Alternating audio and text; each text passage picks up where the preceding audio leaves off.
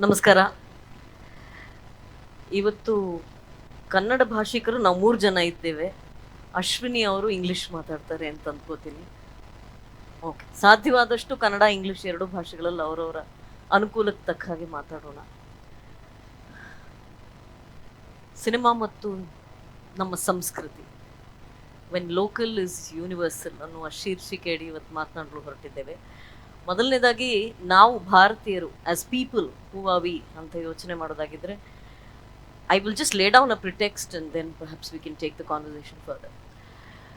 ನಾವು ಭಾರತೀಯರು, ಹಾಗಾಗಿ ನನಗೆ ತಕ್ಷಣಕ್ಕೆ ಮನಸ್ಸಿಗೆ ಬರುವಂತಹ 4 ಸಾಲುಗಳು: ಮಾತಾಚ ಪಾರ್ವತಿ ದೇವಿ ಪಿತಾದೇವೋ ಮಹೇಶ್ವರಾಹ ಬಾಂಧವ ಶಿವಭಕ್ತಾನ ಸ್ವದೇಶೋ ಭುವನತ್ರಯಂ ಅಂತ ಶಂಕರಾಚಾರ್ಯರು ಈ 4 ಸಾಲುಗಳನ್ನು ಅನ್ನಪೂರ್ಣಾಷ್ಟಕದ ಕೊನೆಯಲ್ಲಿ ಹೇಳ್ತಾರೆ. ಅಂದರೆ ನಾವು ಭಾರತೀಯರಾಗಿ ಎಲ್ಲರನ್ನೂ ನಮ್ಮವರು ಅಂತ ಅನ್ಕೊಳ್ಳೋರು ಮತ್ತು ಅನ್ನುವಂಥದ್ದು, ಅಥವಾ what is the nation to us or the country to us is all of the 3 worlds. ಭುವನತ್ರಯಂ, not just the earth but all the 7 layers below it, atala vitala sutala up to patala, and then bhur bhuva swaha up to satyam. So this is the perception of the world that we have as a nation, as a people.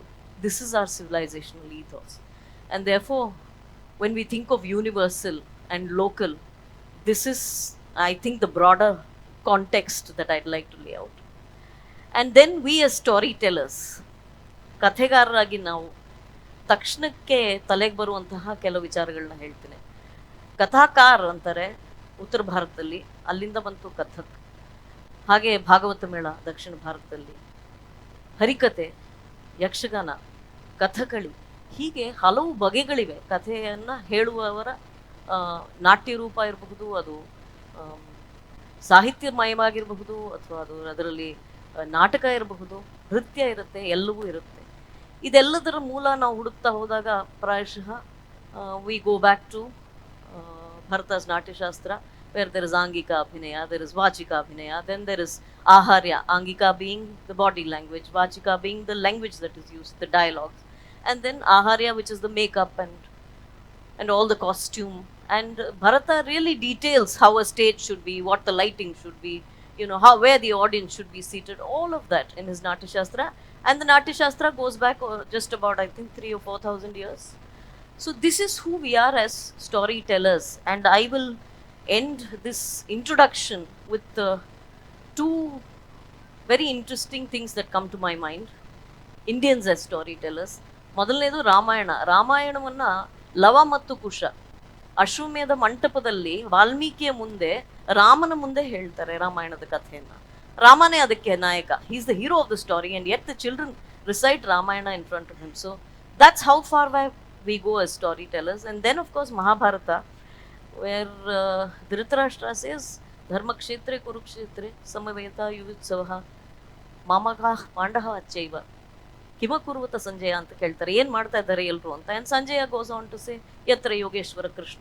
I won't go into those details, but probably the first visual narration of Kurukshetra itself, or of any event, today it may be OTT or live relay or whatever, was way back in the Mahabharata time. So this is who we are as storytellers. So I come first to Rishab and then I'll come to you, Prakash. ನಾನು ನಿಮ್ಮನ್ನು ಕೇಳೋಕೆ ಬಯಸೋದು, ನೀವು ನಿಮ್ಮ ನೆಲದ ಕಥೆಯನ್ನು ಹೇಳ್ತೀರಿ, ನಿಮ್ಮ ಕಥೆಯನ್ನು ಹೇಳ್ತೀರಿ, ನಿಮ್ಮ ಭಾಷೆಯಲ್ಲಿ ಹೇಳ್ತೀರಿ. ಇದು ನಿಜವಾಗಲೂ ಇದು ಜಾಗತಿಕ ಅಂತ ನಿಮ್ಗೆ ಅನ್ಸುತ್ತಾ? Is it truly universal when you narrate your story in your language? Of course ನಮಗೆ ಕಥೆಗಾರರಾಗಿ ಹಲವು ಸಹಸ್ರ ವರ್ಷಗಳ ಇತಿಹಾಸ ಇದ್ದರೂ ಕೂಡ ನಾವು we use cinematic tools which are western and only about 100 years old. So ಹಾಗೆ ಬರುವಾಗ ನಿಜವಾಗ್ಲೂ ಅದು ಜಾಗತಿಕ ಅಂತ ಅನ್ಸುತ್ತಾ? ಮೊದಲನೇದಾಗಿ ಎಲ್ರಿಗೂ ನಮಸ್ಕಾರ. ನನಗೆ ಅಜ್ಜಿ ಕತೆ ಮೇಲೆ ನಂಬಿಕೆ ಜಾಸ್ತಿ. ಎಲ್ಲ ಅಜ್ಜಿರು ಮೇ ಬಿ ಒಂದು ವೆಸ್ಟರ್ನ್ ಅಜ್ಜಿ ಇರ್ಬೋದು ಅಥವಾ ಇಂಡಿಯನ್ ಅಜ್ಜಿ ಇರ್ಬೋದು, ನಮ್ಮ ಕುಂದಾಪುರದ ಅಜ್ಜಿ ಇರ್ಬೋದು, ಎಲ್ಲರೂ ಸೇಮ್ ಫ್ಲೋ ಅಲ್ಲೇ ಕತೆ ಹೇಳ್ತಾರೆ. ಸೊ ಒಂದು ಸ್ಕ್ರೀನ್ ಪ್ಲೇ ಅವರ ಸ್ಟೋರಿ ಅಂತ ಬಂದಾಗ ನಾವು 3 act ಸ್ಟ್ರಕ್ಚರ್ ಅಂತ ಹೇಳ್ತೀವಿ. ಒಂದು ವೆಸ್ಟರ್ನ್ ಸಿನಿಮಾದ ಒಂದು ಟೆಕ್ನಿಕಾಲಿಟೀಸನ್ನ ಇಟ್ಕೊಂಡು ನಾವು ಸಿನಿಮಾವನ್ನು ಹೀಗೆ ಹೇಳಿದ್ರೆ ಅದು ಸಿನಿಮಾ. ನಿಜವಾಗ್ಲೂ ಸಿನಿಮಾಗೆ ನಮ್ಮೂರಲ್ಲಿ ಅದು ಬೇರೆ ಥರದಲ್ಲಿ ಸೌಂಡ್ ಆಗುತ್ತೆ, ಸಿನಿಮಾಗೆ ಭಾಷೆ ಇಲ್ಲ ಅಂತ. ನಮ್ಮಲ್ಲಿ ಭಾಷೆ ಇಲ್ಲಾಂದ್ರೆ ಬೇರೆ ಥರದಲ್ಲಿ ಆಗುತ್ತೆ ಇದು. ಆಯ್ತು. ಆದರೆ ಅಜ್ಜಿ ಹೇಳಬೇಕಾದ್ರೆ ಈ 3 ಆ್ಯಕ್ಟ್ ಸ್ಟ್ರಕ್ಚರ್ನ ಪ್ಲ್ಯಾನ್ ಮಾಡಿ ಹೇಳೋದೇ ಇಲ್ಲ. ನಾವೆಲ್ಲ ಅಜ್ಜಿ ಕತೆ ಕೇಳ್ಕೊಂಡೇ ಬಂದೆವು. ನಾನು ಓದೋದ್ರಲ್ಲಿ ತುಂಬ ಹಿಂದೆ ಇರೋನು, ನನಗೆ ತುಂಬ ಬಿಲೋ ಆ್ಯಾವ್ರೇಜ್ ಸ್ಟೂಡೆಂಟ್, ತುಂಬ ಕಡೆ ಹೇಳಿದ್ದೀನಿ ಕೂಡ. ಆದರೆ ರಾಮಾಯಣ ಮಹಾಭಾರತ ಇವೆಲ್ಲ ಅದರ ಮೋರಲ್ ಏನು, ಆ ಕಥೆ ಏನು ಅಂತ ಗೊತ್ತು ನಮಗೆ ಥ್ರೂ ಆರ್ ಫೋಕ್, ನಮ್ಮ ಯಕ್ಷಗಾನದಿಂದ ಗೊತ್ತಾಗಿರುವಂಥ. ಸೊ ಅದು ಹೆಚ್ಚಿನ ಅದು ವಿದ್ಯಾಭ್ಯಾಸ ಇದ್ದವ್ರು ಇರಲಿ ಅಥವಾ ಅವಿದ್ಯಾವಂತರಿರಲಿ, ಎಲ್ರಿಗೂ ಕೂಡ ಈ ಎಲ್ಲ ಜೀವನದ ತಾತ್ಪರ್ಯಗಳನ್ನು ಇಲ್ಲಿಂದ ತಗೊಳ್ಳೋದೆ ಥ್ರೂ ನಮ್ಮ ಯಕ್ಷಗಾನ ಆಗ್ಬೋದು ಅಥವಾ ನಮ್ಮ ಇಲ್ಲಿನ ದೈವಾರಾಧನೆ ಅಂತ ತಗೊಂಡ್ರೆ ಇಲ್ಲಿನ ಥ್ರೂ ಪಾಡದನ ಏನು ಕಥೆಗಳನ್ನು ಹೇಳ್ತಾ ಹೋಗ್ತಾರೆ, ಅದು ಪ್ರತಿಯೊಂದು ಜನಪದದಲ್ಲೂ ಸಿಗುವಂಥದ್ದು. ಸೊ ಹಾಗಾಗಿ ದೈವಾರಾಧನೆ ಇಟ್ಕೊಂಡು ನಾವೇನೋ ಕಾಂತಾರ ಸಿನಿಮಾ ಮಾಡಿದ ತಕ್ಷಣ ನನಗಿದ್ದಿದ್ದು ನಂಬಿಕೆ ಒಂದೇ, ಯಾಕೆ ಅದು ಗ್ಲೋಬಲಿ ಕನೆಕ್ಟ್ ಆಗುತ್ತೆ, ಇದು ಈ ರೀಜನಲ್ ಕಂಟೆಂಟ್ ಗ್ಲೋಬಲ್ ಆಗಿ ಟಚ್ ಆಗುತ್ತೆ ಅಂತಂದರೆ, ನೀವು ಭಾರತವನ್ನು ತಗೊಂಡ್ರೆ ಯಾವುದೇ ಮೂಲೆಗೆ ಹೋದ್ರೂ ಕೂಡ ಈ ಒಂದು ಶಕ್ತಿಯ ಆರಾಧನೆ ಮಾಡುವಂಥದ್ದಾಗ್ಬೋದು, ಮದರ್ ನೇಚರ್ನ ಆರಾಧನೆ ಮಾಡುವಂತಹ ವಿಚಾರಗಳಿದೆಯಲ್ವ, ಪ್ರತಿ ಹಳ್ಳಿಲೂ ಇದೆ ಅನ್ನೋದು ನನ್ನ ನಂಬಿಕೆ. ಅದೇ ರೀತಿಯಲ್ಲಿ ನಾನು ಈ ಸಿನಿಮಾದ ಜೊತೆಗೆ ಒಂದು ಜರ್ನಿಯನ್ನು ತಗೊಂಡಾಗ ತುಂಬ ಬೇರೆ ಬೇರೆ ರಾಜ್ಯದ ಬೇರೆ ಬೇರೆ ಮೂಲೆಯಲ್ಲಿರುವಂಥ ಎಷ್ಟೋ ಜನರು ನಾನು ಭೇಟಿಯಾದಾಗ ಅವ್ರು ಹೇಳಿದ್ದು ಕೂಡ ನಮ್ಮ ಊರಲ್ಲೂ ಈ ಥರದಿದೆ, ಹೀಗೆ ಅಲ್ಲ, ಅದರ ರೀತಿ ನೀತಿಗಳು ಬೇರೆ, ನಂಬಿಕೆಗಳು ಒಂದೇ ಅಂತ. ಅಲ್ಟಿಮೇಟ್ಲಿ ನಾವು ಈ ನೇಚರ್ನ ವರ್ಷಿಪ್ ಮಾಡುವಂಥ ಒಂದು ಪ್ರಾಸೆಸ್ ಅಂತ ಹೇಳುವಂಥ. ಇದು ನೀವು ಪ್ರಪಂಚದ ಯಾವ ಅಮೆಝಾನ್ ಕಾಡಿಗೆ ಹೋದ್ರೂ ಮೋಸ್ಟ್ಲಿ ಈ ಥರದ್ದೇನೋ ಒಂದು ಇರುತ್ತೆ. ಸೊ ಹಾಗಾಗಿ ನಮ್ಗೆ ಇಲ್ಲಿಂದ ನೋಡಿದಾಗ ಅದು ಜಾಗತಿಕ ಅಂತಲ್ಲಿ ಯೋಚನೆ ಮಾಡ್ತೀವಿ. ನನ್ನ ಪ್ರಕಾರ ಎಲ್ಲವೂ ಆ ಕೋರಲ್ಲೇ ಇರುವಂಥದ್ದು. ಮನುಷ್ಯ ಅಂದಮೇಲೆ ಅವನೆಲ್ಲರಿಗೂ ಅದು ಕನೆಕ್ಟ್ ಆಗುತ್ತೆ. ಸೊ ನಮ್ಮಲ್ಲಿ ಜಾಸ್ತಿ ಕಮರ್ಷಿಯಲ್ ಸಿನಿಮಾಲ್ಲಿ ಮದರ್ ಸೆಂಟಿಮೆಂಟ್ ಬಂದ ತಕ್ಷಣ ಬರೀ ಮದರ್ ಸೆಂಟಿಮೆಂಟ್ ಸಿನಿಮಾ ಮಾಡ್ತಾರೆ. ಅಮ್ಮನದು ಮತ್ತು ಮಗುವ ಪ್ರೀತಿ ಅದು ಜಗತ್ತಿನ ಪ್ರತಿ ಮೂಲೆಯಲ್ಲಿ ಇರುವಂಥದ್ದು. ಸೊ ಅದನ್ನು ನೋಡಿದಾಗ ಪ್ರತಿಯೊಬ್ಬನಿಗೂ ಕನೆಕ್ಟ್ ಆಗುತ್ತಲ್ವ. ಸೊ ಅದು ನನ್ನ ನಂಬಿಕೆ, ಹಾಗಾಗಿ ಅದು ಜಾಗತಿಕವಾಗಿ ತಲುಪುತ್ತೆ ಅಂತ ಯೋಚನೆ. ಇದರಿಂದ ಮತ್ತೊಂದು ಪ್ರಶ್ನೆ ಹುಡ್ತಾ ಇದೆ, but I will come to Prakash the initial comments. Prakash, ನೀವು ಕನ್ನಡದಲ್ಲಿ ಮಾತಾಡಿದ್ರು ಸರಿ, ಇಂಗ್ಲೀಷ್ನಲ್ಲಿ ಮಾತಾಡಿದ್ರು ಸರಿ, ಈ ನಾವು ವಿಪರೀತವಾಗಿ ಈ ಸೆಂಟಿಮೆಂಟಲೈಸಿಂಗ್ ಬಗ್ಗೆ ಅವರು ಶಿವರೂರು ಹೇಳ್ತಾ ಇದ್ರು, ಅಂದರೆ ಆರ್ಮಿ ಅಂದ ತಕ್ಷಣ ನಮ್ಗೆ ವಿಪರೀತ ಮಮಕಾರ ಬಂದ್ಬಿಡುತ್ತೆ ಅಂತ. ಇದು ಸಿನಿಮಾದ ಬಗ್ಗೆನೂ ಆಗುತ್ತಾ? ಯಾವುದೋ ಒಂದು ನಾವು ಚಿತ್ರ ನಮಗೆ ಮಾತ್ರ ಅದು ಮನಸ್ಸು ಮುಟ್ಟುವ ಹಾಗೆ ಇರುತ್ತೆ. ನೀವು ಯಾವ ಚಿತ್ರದಲ್ಲಿ ಇದ್ರಿ ಇತ್ತೀಚೆಗೆ, ಅದು ಯಾವುದು ಎಲ್ಲರ ಮನಸ್ಸನ್ನು ಮುಟ್ಟಿದೆ ಅಂತ ನಿಮಗೆ ಗೊತ್ತಿದೆ, ಹೆಸರು ಹೇಳ? ಸರಿ, ಆ ಥರದ ಸಿನಿಮಾ ಮಾಡುವಾಗ ಅದು ನಮ್ಮ ಕಥೆ, ನಮ್ಮ ನೆಲದ ಕಥೆ, ಅಥವಾ ನಮ್ಮ ಜನರ ಕಷ್ಟದ ಕಥೆ, ಅಥವಾ ಒಂದಷ್ಟು ಮಂದಿ ಅನ್ಯಾಯವಾಗಿ ಅವರ ಮನೆಗಳಿಂದ ಆಚೆ ಅತ್ಯಂತ ಅನೀತಿಯ ರೀತಿಯಲ್ಲಿ ಅವರನ್ನು ಆಚೆ ದಬ್ಬಲಾಯಿತು. ತಮ್ಮ ಮನೆಗಳನ್ನು ಕಳ್ಕೊಂಡ್ರು, ತಮ್ಮ ಸರ್ವಸ್ವವನ್ನು ಕಳ್ಕೊಂಡ್ರು, ಇಷ್ಟರ ಮಟ್ಟಿಗೆ ಅಂದರೆ ತಮ್ಮ ಅಸ್ಮಿತೆಯನ್ನು ಕಳ್ಕೊಳ್ಳುವಂತಹ ಒಂದು ಪರಿಸ್ಥಿತಿ ಅವ್ರಿಗೆ ಬಂತು. ಈ ಥರದ ಕತೆ ಹೇಳುವಾಗ ಇದು ಜಾಗತಿಕನ ಅಥವಾ ಸುಮ್ಮನೆ ನಮ್ಮ ನೆಲದ ಕಥೆನ? ಅದ್ರ ಬಗ್ಗೆ ನಾವು ವಿಪರೀತ ಮಮಕಾರ ತೋರಿಸ್ತೀವಿ. ಮಮಕಾರ ಇದ್ರೆ ಅದು ಆಶ್ಚರ್ಯ ಇಲ್ಲ.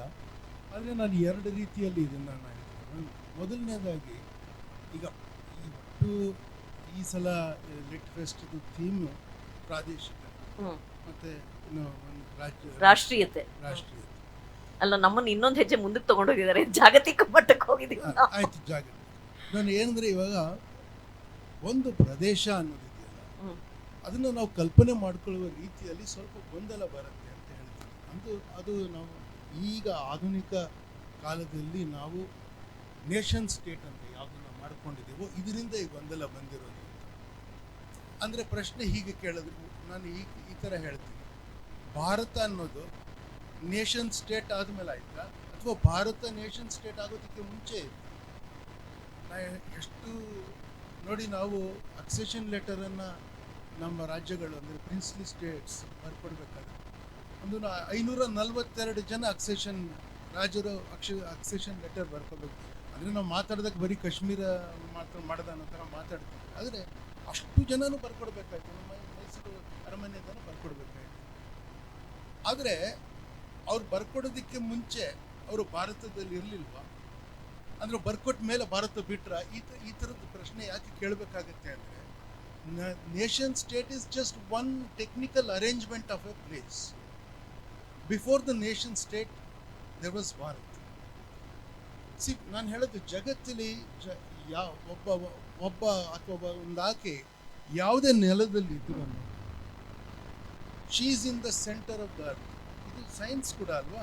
ನೀವು ಎಲ್ಲೇ ನಿಂತ್ಕೊಂಡಿದ್ರು ಸೆಂಟರ್ ಆಫ್ ದ ಅರ್ಥಲ್ಲಿ ಇರ್ತೀರಿ. ನೀವು ಯಾವಾಗಲೂ ಸೆಂಟರ್ ಆಫ್ ದ ಅರ್ಥಲ್ಲಿ ಎಲ್ಲರೂ ಇರ್ತಾರೆ.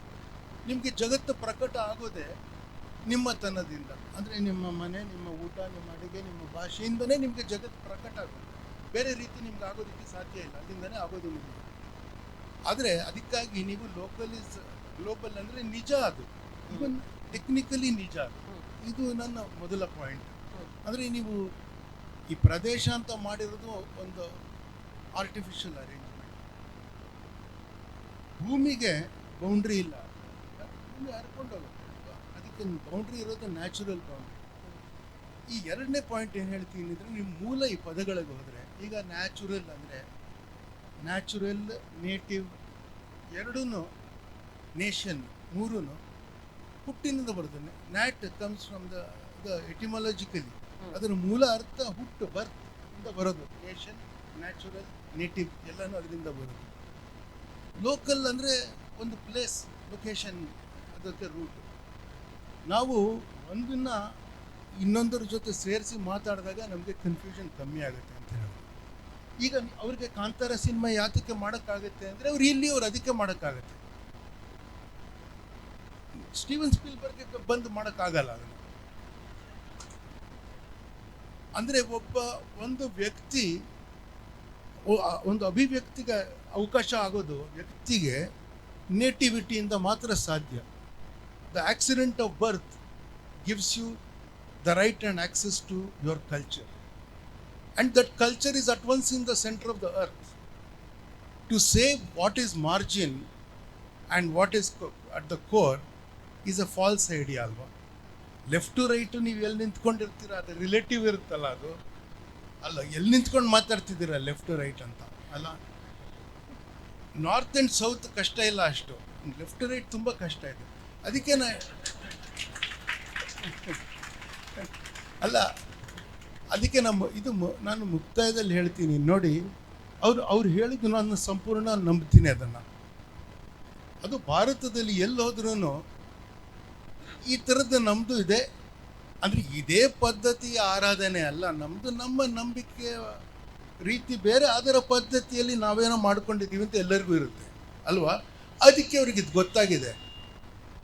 ಭಾರತದ ಥರವೇ ಇರುವ ಇತಿಹಾಸದಲ್ಲಿ ಯಾವ್ಯಾವ ರಾಜ್ಯ ರಾಷ್ಟ್ರಗಳ ಪಾಡಿರುತ್ತೋ ಅವ್ರಿಗಿದು ಸಲ್ಲುವಂಥದ್ದಾಗತ್ತೆ.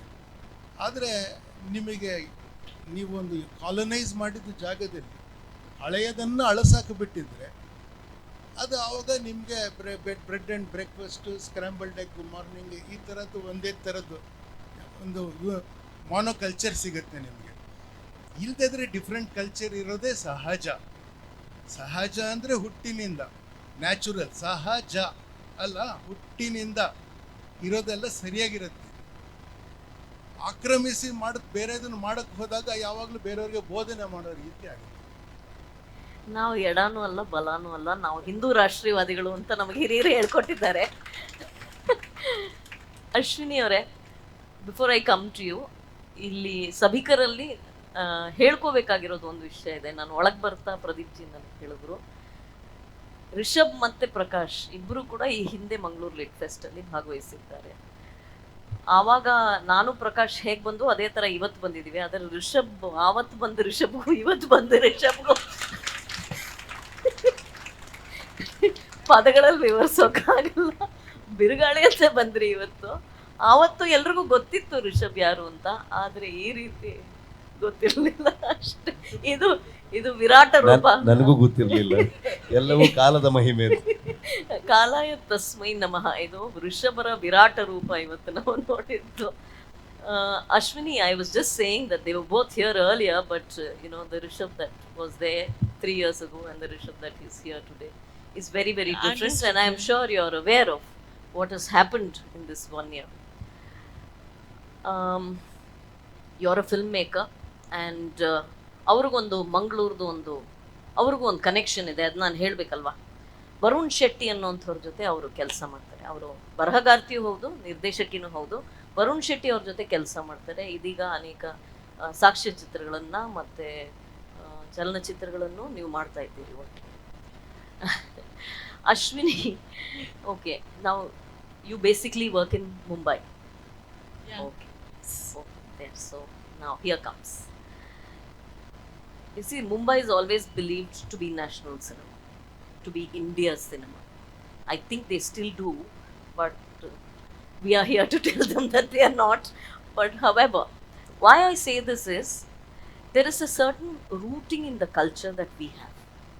When we tell our stories, we tell our stories. If I were to speak of 3 or 4 matinee idols of South India, one would be Dr. Rajkumar, about whom all of us are very, very proud. See, when you say Dr. Rajkumar, which are the films that one comes to one's mind? Ranadhira Kantira, or Immadi Pulakeshi, or Mayuravarma of Banavas, or he comes as Hiranyakashipu in Bhaktak Prahlada, or he comes as Ravana in Bhukailasa. This is how he has reached our hearts through his films. So if I say N.T. Ramarao, to us, Rama or Krishna is N.T. Ramarao. To all South Indians, how did Rama look? Nobody knew, but we all know N.T. Ramarao. That's how Krishna must have been. So this is what N.T. Ramarao gave us. When you think of Shivaji Ganesh, he gave us Veerapandiya Kattabam, which is the story of a great hero. Then he gave us Kappalottu Tamil, many such films, and he was Shiva in Thiruvilayadal. So how did Shiva look? We don't know, but we know Shivaji Ganesh. This is South India. When you say, you have to pardon me for saying this, but when we say North Indian cinema, when we say not even North Indian cinema, because we leave out Bengali and Oriya and all of this, because Hindi cinema believes to be the boss of all. So when we say Hindi cinema, who's their greatest matinee idol? Dilip Kumar Saab. What is the film that comes to your mind? Mughal Azam. I won't say anymore. You tell me now. How do you perceive local and universal? So I have a very different perspective. For me, the kind of stories which I have said, whether it was, I do not know how many of you have seen, but I made a movie called Bareli Ki Barfi, and I made a movie called Panga, which talked about the insights of truly Indian culture, where we don't talk about culture in terms of taking a folk story or things related to that. But for me, talking my stories and the kind of films I made, I wanted to take India on uh, to the rural India, to the midtown India, where I could tell my stories through the food we eat, through the clothes we wear, through the fabric of our country, through the colors of our country, where we would not see that in cities like Mumbai or Delhi or even Bangalore for that matter. So for me, the kind of stories I wanted to say was about small town India, where a girl had the choice to choose the right kind of partner with the kind of relationship which she had with her father and mother, where they were progressive, and that was a progressive India I was talking about, where in spite of having traveled the world, we still wanted to talk in Hindi, because I was making that film in Hindi, and later on, it was what was they wanted to make it in other Indian languages also. I wanted to say that in spite of having and traveled, we are an aspirational nation. For the longest time, all our parents wanted us to study well and do well in life, and even taking a flight outside was a big thing for our parents, is because they would call the whole family and say, I'm a South Indian myself. So, but the first time I traveled by flight, my mother called up everyone in the family and said that she's gone on work in a flight, because that was a big thing for her, that she's gone and the company's spending on her, and that's how it is. Then we wanted to eat different kinds of food, because that was not available, and we were seeing a lot of, so we were aping a lot of Western culture, because we didn't have that, and we felt that aping Western culture, like going as soon as you step out of the country, if you wear as a woman, if you wear jeans and shirt, then you are considered to be as one. But now today, I'm very proud to say that when I step out of the country, I can wear my salwar kameez and sari, and I do not feel out of place. I just feel like an Indian when I'm stepping But out how there. do you feel when you are in the thick of Mumbai's cinema? No, so I mean, do they let I- you wear sari and salwar kameez and feel Yeah, I think all ma'am, right? Or yes, I think ma'am, we're talking about I'm just pulling stories your here. leg. Yeah. So for me, that was that, and then um, with a country growing and No, a our nation grouse growing. is that. Yeah, Our grouse nation- is that Mumbai or Hindi cinema claims to be Indian cinema, yet barely represents our values. That's our grouse. No? That's why I asked you if you feel out of place there also. I don't think so. I feel out of place. The reason being is that because I've told the kind of stories which is not That just you are for one, convinced about. not for one state, but for the entire country, where I represent a whole lot of women and men, and also younger generation of the country who are aspiring but are truly proud to be Indian. Wonderful. So, for example, that uh, when they wanted to wear, when they wanted pasta, pizza, and all these things, they were all aspirational. And then we had all these apps which came in, which could get all the food. But I think everyone will accept here is that we go outside, we come back, and the first thing we call up home is that please keep our sambar rice ready, because we need to eat that.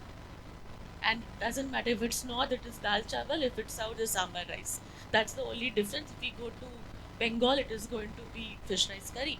So I think that's what gets us as a country together, is that we, the younger generation of this country, and I'm not talking about south versus north cinema, please excuse me, because I've made Tamil cinema also, so it's not like I've not made that. For me, it is about representing my country and representing the younger generation of our country who's very proud to carry their culture on their shoulders. Wonderful.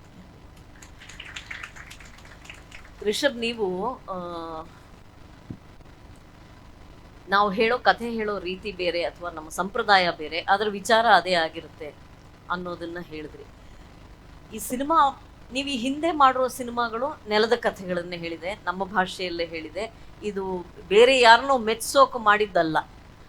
ಆದರೆ ಕಾಂತಾರ ಬೇರೆ ಎಲ್ಲರ ಮೆಚ್ಚುಗೆಗೆ ಪಾತ್ರವಾಯಿತು. ಇದು ನಿರೀಕ್ಷೆಯದ್ದಾಗಿತ್ತಾ, ಅಥವಾ ಇದಕ್ಕಾಗಿ ಏನಾದರೂ ವಿಶೇಷವಾಗಿ ಕೆಲಸ ಮಾಡಿದ್ರಾ? ಇದನ್ನ ಜಾಗತಿಕ ಮಟ್ಟಕ್ಕೆ ತಗೊಂಡು ಹೋಗ್ಬೇಕು ಅಂತ ಏನಾದರೂ ವಿಶೇಷವಾಗಿ ಏನಾದರೂ ಮಾಡಿದ್ರಾ, ಅಥವಾ ಯಾವಾಗಲೂ ಸಿನಿಮಾ ಮಾಡೋ ಹಾಗೆ ಮಾಡಿದ್ರಿ ಕಾಂತಾರ ಹೀಗಾಯ್ತಾ? ಸ್ವಲ್ಪ ಬಜೆಟ್ ಜಾಸ್ತಿ ಇತ್ತು ಅಂತ ಸ್ವಲ್ಪ ಜಾಸ್ತಿ ಕೆಲಸ ಮಾಡಿದೆ. ಆಮೇಲೆ ಸೊ ನಮ್ಮ ಅಪ್ಪಂಗೆ ಯಾರು ಕೇಳಿದ್ರು ಇಂಟರ್ವ್ಯೂ ಮಾಡಬೇಕಾದ್ರೆ, ಇದ್ರ ಹಿಂದೆ ತುಂಬ ಎಕ್ಸ್ಪೆರಿಮೆಂಟಲ್ ಸಿನಿಮಾ ಮಾಡ್ತಿದ್ರು, ಮಕ್ಕಳು ಸಿನಿಮಾ ಮಾಡ್ತಿದ್ರು, ಇಲ್ಲ ದುಡ್ಡು ಕಡಿಮೆ ಇತ್ತು ಅದಕ್ಕೆ ಚಿಕ್ಕ ಸಿನಿಮಾ ಮಾಡೋದ ಅಷ್ಟೇ.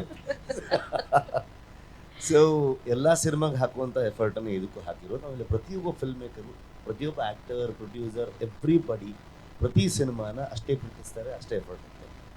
ಅದು ಯಾವಾಗ ಈ ಮಟ್ಟಕ್ಕೆ ಹೋಗುತ್ತೆ ಅದನ್ನು ಜನ ಮಾತ್ರ ಮಾಡೋದಕ್ಕೆ ಸಾಧ್ಯ. ಐ ಥಿಂಕ್ ಜನ ಅದನ್ನು ಆ ಮಟ್ಟಕ್ಕೆ ತೊಗೊಂಡು ಹೋದ್ರು ಅಂತ ನಾನು ಬಿಲೀವ್ ಮಾಡ್ತೀನಿ. ಸೊ ತಯಾರಿಗಳಲ್ಲಿ ನಾನೇ ಆ್ಯಕ್ಟರು, ನಾನೇ ಡೈರೆಕ್ಟ್ರು, ರೈಟ್ರು, ನನ್ನ ಟೀಮೆಲ್ಲ ಇದ್ದಾರೆ. ಬಟ್ ನನ್ನಲ್ಲಿ ಕೋಲನ್ನು ಹಾಕಬೇಕು, ಕಂಬಳಕ್ಕೆ ಕೋಣನ್ನು ಓಡಿಸ್ಬೇಕು, ಆ್ಯಕ್ಷನ್ ಸೀಕ್ವೆನ್ಸು ಮಾಡಬೇಕು, ಬೇರೆ ಆ್ಯಕ್ಟರ್ ಹತ್ರ ಆ್ಯಕ್ಟಿಂಗು ತೆಗಿಸ್ಬೇಕು ಅಂತಂದಾಗ ಒಂದೇ ಏನಂತಂದರೆ ತುಂಬ ಯೋಚನೆ ಮಾಡೋಕ್ಕೆ ಹೋಗಲ್ಲ ನಾನು. Go with the flow. Mostly ಯೋಚನೆ ಮಾಡಿದರೆ 2 ವರ್ಷ ಎಕ್ಸ್ಟ್ರಾ ಬೇಕಿತ್ತು ಫಿಲ್ಮ್ ಮಾಡೋದಕ್ಕೆ ಅನ್ಸುತ್ತೆ. ಸೊ ಇದು ಹೆಂಗಪ್ಪ ಮಾಡಲಿ ನಾನು ಅಂತ ಅದೆಲ್ಲ ಯೋಚನೆ ಮಾಡೋಕ್ಕೆ ಹೋಗಲಿಲ್ಲ. ಮಾಡ್ತಾ ಮಾಡ್ತಾ ಇದು ಹೀಗಾಗಬಹುದು ಅನ್ನೋ ಕಲ್ಪನೆ ಏನಾದರೂ ಇತ್ತಾ? ಕತೆ ಮಾಡಿದಾಗ್ಲೇ ಇದು ನಮ್ಮ ಕಲ್ಚರ್ ಜೊತೆಗೆ ಇದು ಬರೀ ದೈವಾರಾಧನೆ ಬಗ್ಗೆ ಸಿನಿಮಾ ಅಲ್ವೇ ಅಲ್ಲ, ಅದು ಒಂದು ಮಿಸ್ಅಂಡರ್ಸ್ಟ್ಯಾಂಡಿಂಗ್ ಇದೆ. ಇದು ನಮ್ಮಲ್ಲಿನ ಹಿಂದುಳಿದ ವರ್ಗದ ಆ ಒಂದು ಸಮುದಾಯದ ಏನು ಅವರು ಫೇಸ್ ಮಾಡ್ಕೊಂಡು ಬಂದಿದ್ದಾರೆ, ಕಾಡಂಚಿನ ಮಕ್ಕಳ ಕತೆ. ಸೊ ಇದನ್ನು ಕೆಲವರು ತುಂಬ ಚೆನ್ನಾಗಿ ಅರ್ಥ ಮಾಡಿಕೊಂಡ್ರು. ಅಲ್ಲಿರುವಂಥ ಅನ್ಟಚಬಿಲಿಟಿ ಆಗ್ಬೋದು, ಅಪ್ಪರ್ ಕಮ್ಯುನಿಟಿ, ಲೋವರ್ ಕಮ್ಯುನಿಟಿ ಆಗ್ಬೋದು, ಎಲ್ಲ ವಿಚಾರಗಳನ್ನು ಒಂದು ನಮ್ಮವ್ರಿಗೆ ಏನಂತಂದರೆ ಬಾಯಿ ಬಿಟ್ಟು ಮೊದಲು ಎಕ್ಸಾಂಪಲ್ ಅಂದರೆ ಕಾರಂತರ ಚೋಮನ ದುಡಿ ಆಗ್ಬೋದು ಅಥವಾ ಕಾಡು ಆಗ್ಬೋದು, ಇವೆಲ್ಲ ಸಿನಿಮಾಗಳಲ್ಲಿ ತುಂಬ ಬೋಲ್ಡಾಗಿ, ತುಂಬ ಓಪನ್ ಆಗಿ ಜಾತಿಗಳನ್ನು ಮಾತಾಡೋದಾಗ್ಬೋದು, ಸಮಾಜದಲ್ಲಿ ನಡೀತಿರುವಂಥ ವಿಚಾರಗಳನ್ನು ಹೇಳೋದಾಗ್ಬೋದು, ಇವೆಲ್ಲವನ್ನು ಮಾಡ್ತಿದ್ದೀವಿ. ಐ ಥಿಂಕ್ ಇವತ್ತು ಮಾಡಿದ್ರೆ ಸೆನ್ಸಾರ್ ಸರ್ಟಿಫಿಕೇಟ್ ಸಿಗಲ್ಲ ಅನ್ಸುತ್ತೆ ನಮಗೆ. ಸೊ ಆ ಥರದ ಒಂದು ಇದರಲ್ಲಿದೆ. ಜನ ತುಂಬ ಸೆನ್ಸಿಟಿವ್ ಆಗಿದೆ. ಸೊ ಅವ್ರು ಓಪನ್ ಆಗಿ ಯಾವುದನ್ನು ತೊಗೊಳೋಕೆ ಕಷ್ಟ ಆಗುತ್ತೆ. ಹಾಗಾಗಿ ನಾನು ಎಲ್ಲೂ ಯಾವ ಜಾತಿನೂ ಹೇಳೋಕೆ ಹೋಗಲೇ ಇಲ್ಲ. ಸೊ ಕಥೆಯನ್ನಷ್ಟೇ ಹೇಳ್ತಾ ಹೋದೆ, ಜನರಿಗೆ ಅದು ಅರ್ಥ ಆಗ್ತಾ ಬಂತು.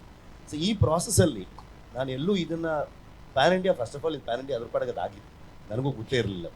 ನಾನು ನನ್ನ ಹೆಂಡತಿ ಹತ್ರ ಹೇಳ್ತಿದ್ದೆ, ಫಸ್ಟ್ ಟೈಮ್ ಇಷ್ಟು ದೊಡ್ಡ ಬಜೆಟ್ ಸಿನಿಮಾ ಮಾಡಿಬಿಟ್ಟಿದ್ದೀನಿ ನಾನು ಕನ್ನಡದಲ್ಲಿ. ಅಂದರೆ ಆ್ಯಸ್ ಎ ಹೀರೋ ನನಗೆ ದೊಡ್ಡ ಬಜೆಟ್, ಆ್ಯಸ್ ಎ ಡೈರೆಕ್ಟರ್ ದೊಡ್ಡ ಬಜೆಟು.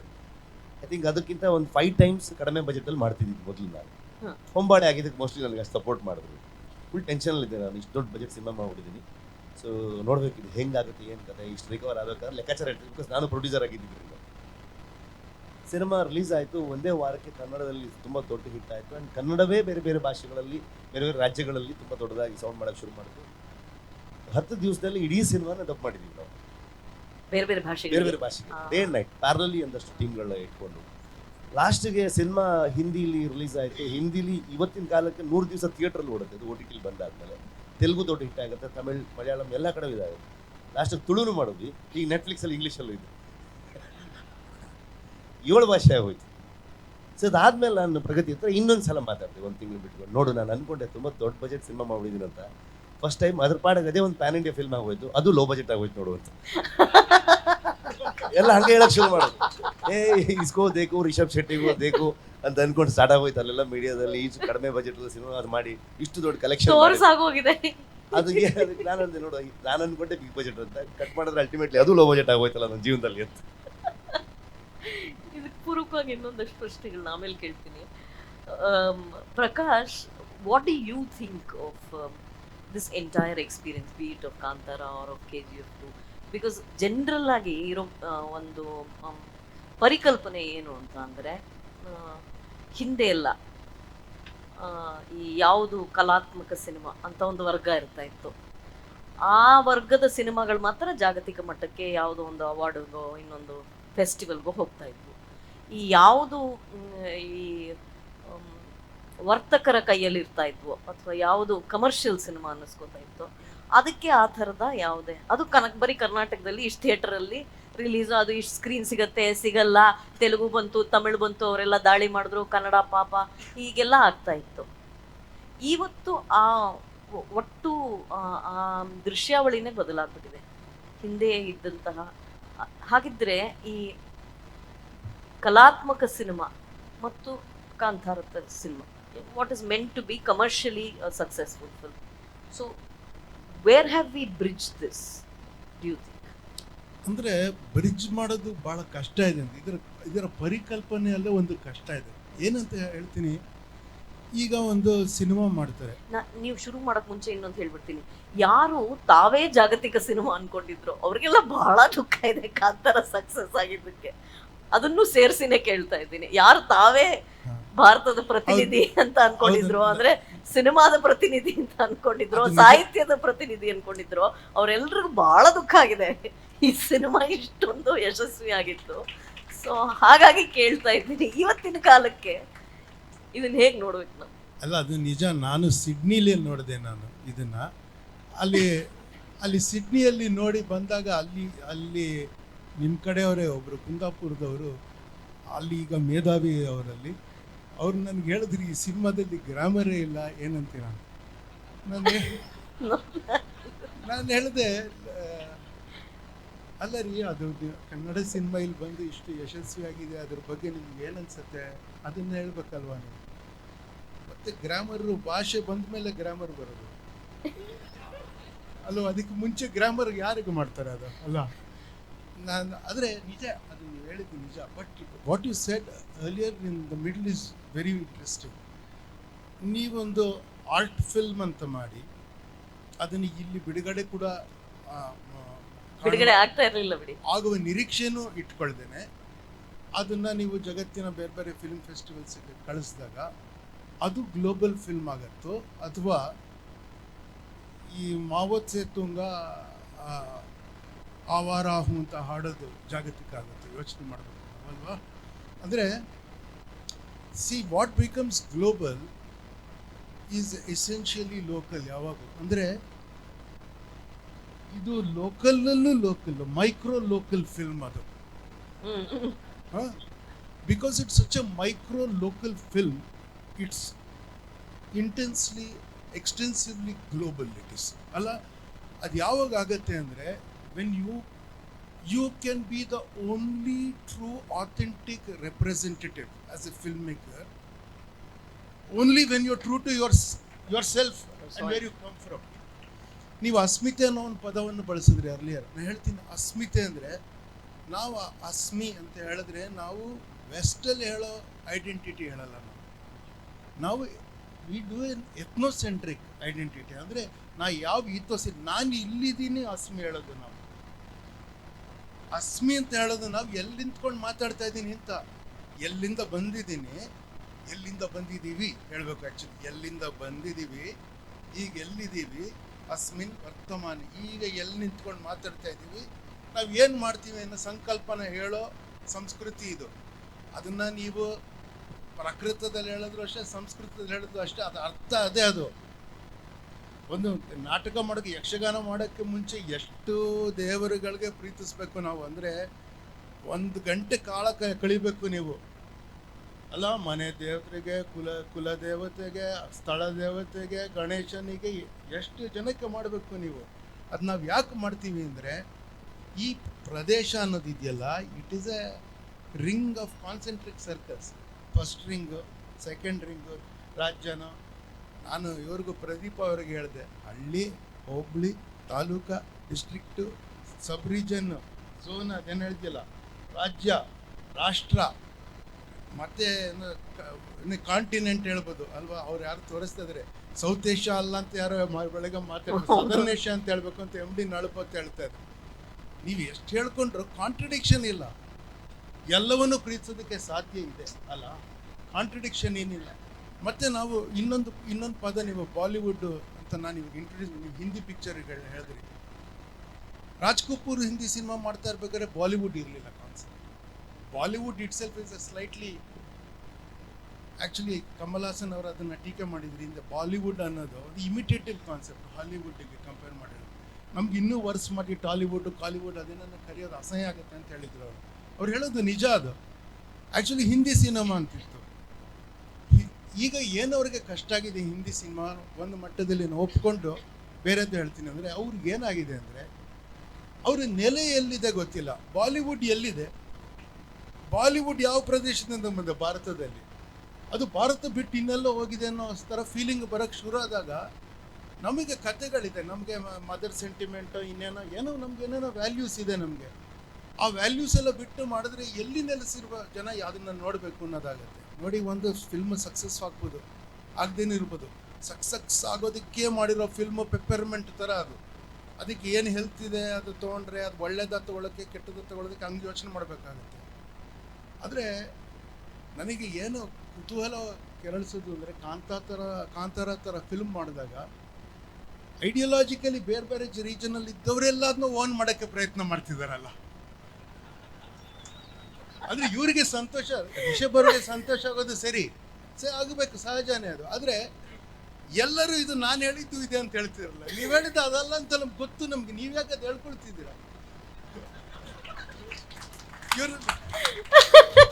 ಇವರನ್ನ ಒಂದು ಇಂಟರ್ವ್ಯೂನಲ್ಲಿ ಕೇಳಿದ್ರಂತೆ. ನಾ ಇಂಟರ್ವ್ಯೂ ನೋಡಿಲ್ಲ, ಆಕೆಗೆ ನಾವು ಅವಮಾನ ಮಾಡೋಕ್ಕೆ ಇಷ್ಟ ಇಲ್ಲ. ಅಂದರೆ ಯಾರೋ ನನಗೆ ಹೇಳಿದ್ದು, ಅವ್ರು ಇಂಟರ್ವ್ಯೂನಲ್ಲಿ ಅವ್ರು ಕೇಳಿದ್ರಂತೆ, ಅಲ್ಲ ನೀವು ಅವ್ರ ಕ್ಯಾರೆಕ್ಟರು ಆ ಹುಡುಗಿ ಸೊಂಟಕ್ಕೆ ಕೈ ಹಾಕಿ ಜಿಗಿಟೋದಿದೆಯಲ್ಲ, ಇದು ಸ್ವಲ್ಪ ಅತಿ ಆಯ್ತಲ್ವಾ, ಅದು ಏನು ಅದಕ್ಕೇನೋ ಅರ್ಥ ಕಟ್ಟಿ ಹೇಳಿದ್ರಂತೆ. ಇವ್ರು ಅದಕ್ಕೆ ಉತ್ತರ ಇಲ್ಲ, ನಾನು ಕೆಟ್ಟವನಾದ್ರೆ ಅದಕ್ಕೆ ಮಾಡಿದೆ. ಅದ್ರಲ್ಲಿ ಅವ್ರು ಇನ್ನೊಂದು ಲೈನ್ ಹೇಳ್ತಾರೆ, ಇದು ನೋಡಿ, ಎಲ್ಲ ಬಂದು ಕಾಡಲ್ಲಿ ನಾವು ಕೂತಿದ್ದೀವಿ, ಅಯ್ಯೋ ಇದಿದ್ರೆ ಇದು ಸ್ವಲ್ಪ ಮರ ಗಿರೆಲ್ಲ ಕಡ್ದು ಹೋಗ್ಬೋದಾಗಿತ್ತು ಅಂತ ಹೇಳ್ತಾರೆ. ನೋಡಿ, ಅದನ್ನ ಜನ ಅವ್ರ ವಿವರಣೆ ಕೊಡದೇನೆ ಅರ್ಥ ಮಾಡ್ಕೊಳ್ತಾರೆ. ಈಗ ಫಾರೆಸ್ಟ್ ಡಿಪಾರ್ಟ್ಮೆಂಟ್ ಬರೋಕ್ಕೆ ಮುಂಚೆ ಭಾರತದಲ್ಲಿ ಕಾಡು ಚೆನ್ನಾಗಿತ್ತು.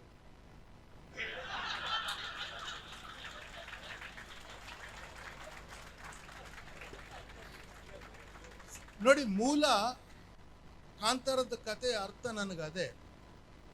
ಕಾಡನ್ನು ಅವಲಂಬಿಸಿ ಬದುಕುವವರು ಕಾಡನ್ನು ಆರಾಧನೆಯನ್ನು ಮಾಡೋದಕ್ಕೆ ಬರುತ್ತೆ ಅವ್ರಿಗೆ. ನೀವು ಬಂದು ನಮ್ಮನ್ನ ಈ ಮಣ್ಣಿಗೆ ಬಗ್ಗದ ಇನ್ಯಾವುದೋ ಪದ್ಧತಿ ತಂದು ನೀವು ಕಲೆಕ್ಟರ್ ಇಲ್ಲಿಟ್ಟು ತಲೆ ತಿಂದರೆ ನಮಗೆ ಜನಕ್ಕೆ ಏನಾಗತ್ತೆ ಅಂದರೆ, ಇದು ನಮ್ಮದು ಅಂತ ಅಗ್ರೆಸಿವ್ ಆಗಿ ಅಸಲ್ಟ್ ಮಾಡೋ ಥರದ್ದಾಗುತ್ತೆ.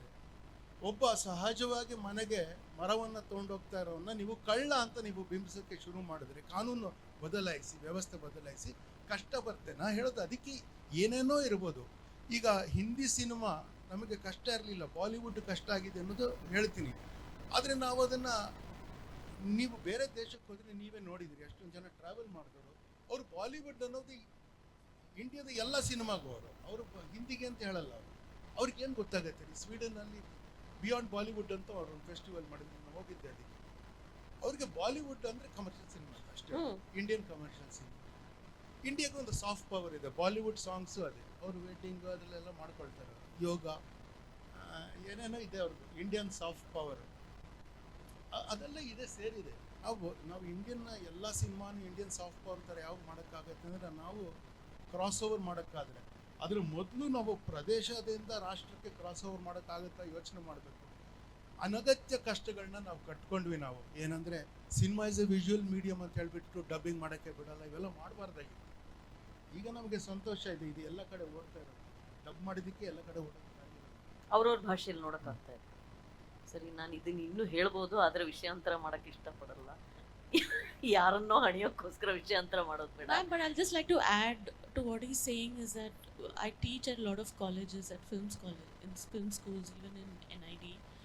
And what we encourage all the film students now is to not tell the story in, usually it was you would tell the story and make a film either in Hindi or in English. But now it is that tell a story in the language you're most comfortable in. We don't have to ape, we don't have to say a story in Hindi or in English, but we tell a story from where you come, from your experiences, because your experiences are always going to be different from, like his experience is going to be different from my experience. And it is very important where we are a country of so many languages. So we have stories even from Assam, and we have stories even from Kerala, and we have stories even from Karnataka. So it is very important that we do not feel scared to tell the stories in our own language, because there was a time when we used to feel no one will understand what we are trying to say. If that was the case, then we would have never understood a Korean film which went to Oscars, and they talked about their culture and they said the story in Korean. And Korean drama, which is such a K-dramas, which is such a famous thing, would have never have been understood. So telling the stories in our own language, and because of subtitles and because of dubs, it's just become so easy now that even when you're telling a Hindi story, if you dub it in Kannada, people are watching it in Kannada. So then they get to know the essence in the language they're most comfortable in. Because one thing which I truly know is that it doesn't matter where we come from in this country, our emotions as a nation, whether or what we term as relationships with our family members, or how we look at in a society, is always going to be the same. The language will be different. Right. We're all on the same page on this. I just have a quick question for you before I go back to Rishab. Since we are on the subject of selling an idea, Kantara is an idea sold to the country through his medium in Kannada. So when you speak of a local idea like Bareilly or the story of a small town, how difficult or easy is it in Bollywood, if I may say?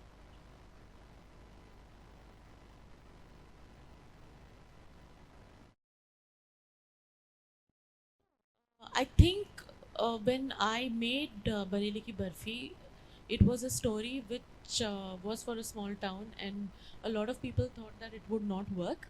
Is because it was a small town story. It was about the true idiosyncrasies which come in a small town, and what happens that you don't have, like, iron wala comes near your house, those kind of things, and you sleep in on the terrace during the summers, because that's what the beauty of our country is.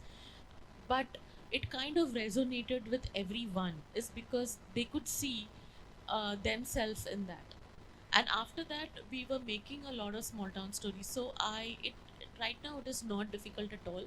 I also feel that um, we have, as creators, as storytellers, whatever language we tell our stories in, we have to make sure that we are somewhere connected with our culture.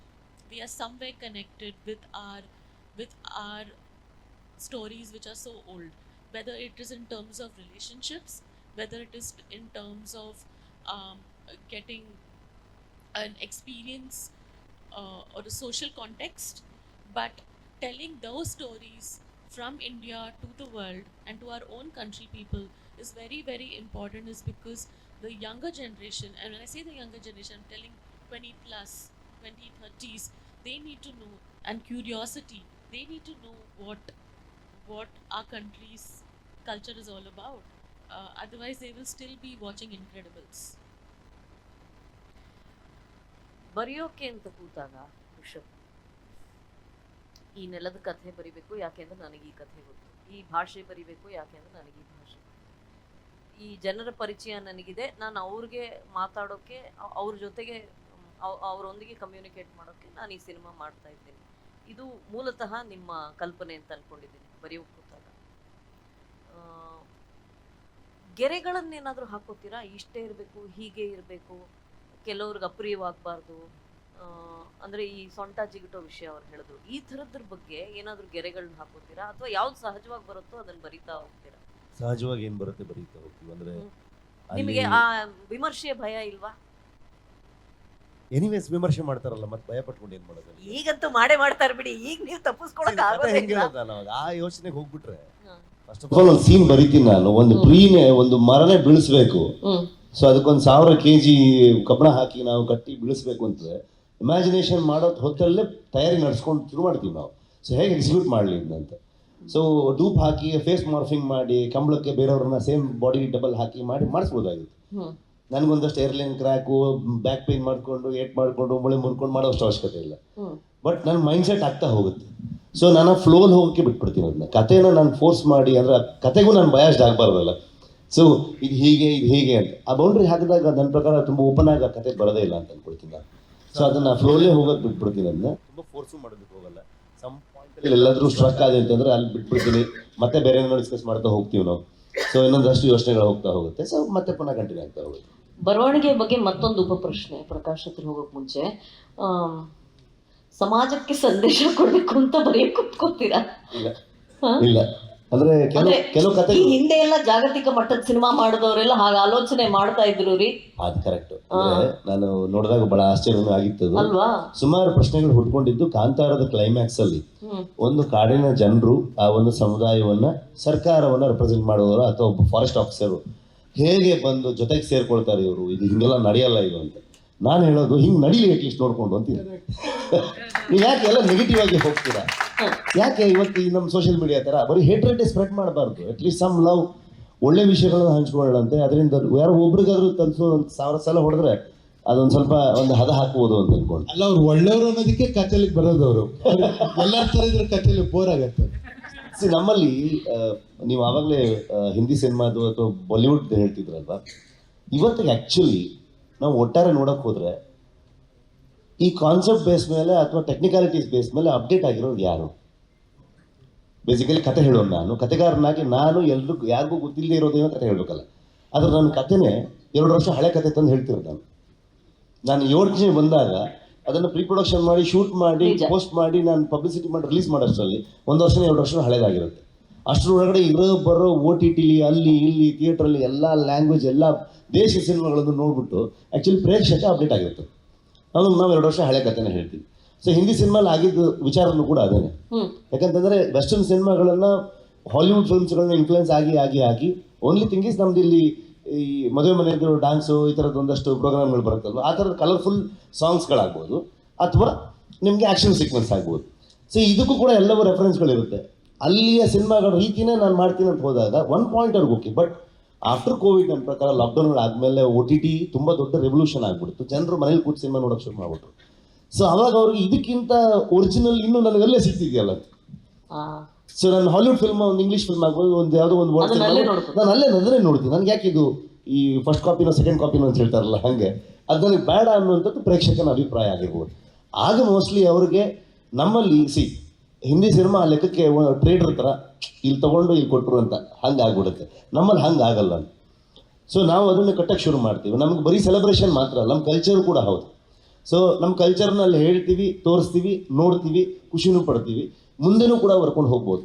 ಅಣ್ಣವ್ರು ನೋಡಿ ಎಷ್ಟೋ ಜನ ಕೃಷಿಕರು ಆಗಿದ್ದಿದೆ, ಎಷ್ಟೋ ಜನ ಗಂಧದ ಗುಡಿ cinema ನೋಡಿ forest department join ಆಗಿದ್ದಿದೆ. So ಆ ಥರ ರೆವಲ್ಯೂಷನ್ಸ್ಗಳು ಥ್ರೂ ಸಿನಿಮಾ ಆಗಿದೆ ನಮ್ಮಲ್ಲಿ. ಸೊ ಹಾಗಾಗಿ ಎಷ್ಟು ಕೋರ್ ಕನೆಕ್ಟ್ ಆಗಿರ್ತೀವಿ ನಾವು, ಎಷ್ಟು ರೀಜನಲ್, ಅದು ಹೇಳ್ತಿರಲ್ಲ ಸರ್, ಅದು ಮೈಕ್ರೋ ಅಂತ ಅಂದ್ಕೊಂಡು ಅಷ್ಟು ಇದ್ದಾಗ ಮಾತ್ರ ಅದು ಜನರಿಗೆ ಅದು ಹೊಸದಾಗಿ ಕಾಣೋಕ್ಕೆ ಸಾಧ್ಯ. ಸೊ ಅವ್ರಿಗೆ ಈ ಥರದ ನಮ್ಮ ಊರಿನ, ನಮ್ಮ ಜನಪದ, ನಮ್ಮ ಊರಿನ ಕತೆ ನಮ್ಮ ಕೆರಾಡಿ ಅನ್ನೋ ನಮ್ಮ ಊರಿನ ಕತೆ ಅವ್ರಿಗೆ ಯಾವ OTT ಪ್ಲಾಟ್ಫಾರ್ಮಲ್ಲೂ ಸಿಗಲ್ಲ ಅವ್ರಿಗೆ. ಸೊ ಅದು ನಾವು ಸಿನಿಮಾದಲ್ಲಿ ಹೇಳಿದಾಗ ಮಾತ್ರ ಅವ್ರಿಗೆ ಈ ಊರಲ್ಲಿ ಹೀಗೆಲ್ಲ ನಡೆಯುತ್ತೆ, ಇಲ್ಲಿ ಈ ಥರದ ಒಂದು ಕಲ್ಚರ್ ಇದೆ ಅಂತ ಗೊತ್ತಾಗಕ್ಕೆ ಶುರು ಆಗುತ್ತೆ. ಮೋಸ್ಟ್ಲಿ ಅದು ಹೊಸದಾಗಿ ಕಾಣ್ಬೋದು ಅಂತ. ಯಾಕಂದರೆ ಇಲ್ಲಿ ನಮ್ಮಲ್ಲಿ ನಾವು ಡೈರೆಕ್ಟರ್ಗಳು ರೈಟರ್ಗಳದ್ದು ಎಲ್ಲ ನಾನು ಒಂದಷ್ಟು ನೋಡ್ತೀನಿ. ಅಂದ್ರೆ ನಾವು ಕ್ರಿಯೇಟರ್ಸ್ ಅಂತ ಎಂಥ ಮಣ್ಣು ಕ್ರಿಯೇಟ್ ಮಾಡೋದಿಲ್ಲ, ಅಲ್ಲಿ ಎಲ್ಲವೂ ರೀಕ್ರಿಯೇಟ್ ಮಾಡೋಂಥದ್ದು. ದೈವಾರಾಧನೆಯನ್ನು ನಿಮ್ಗೆ ಚೋಮನ ದುಡಿಯಲ್ಲಿ ತೋರಿಸಿದ್ರು ಅವತ್ತೇನೆ 75 ಅವತ್ತೇ ಈ ಒಂದು ಮಣ್ಣಿನ ಕಥೆಗಳನ್ನು ಹೇಳುವಂಥ ಪ್ರಯತ್ನ ಮಾಡಿದ್ರು.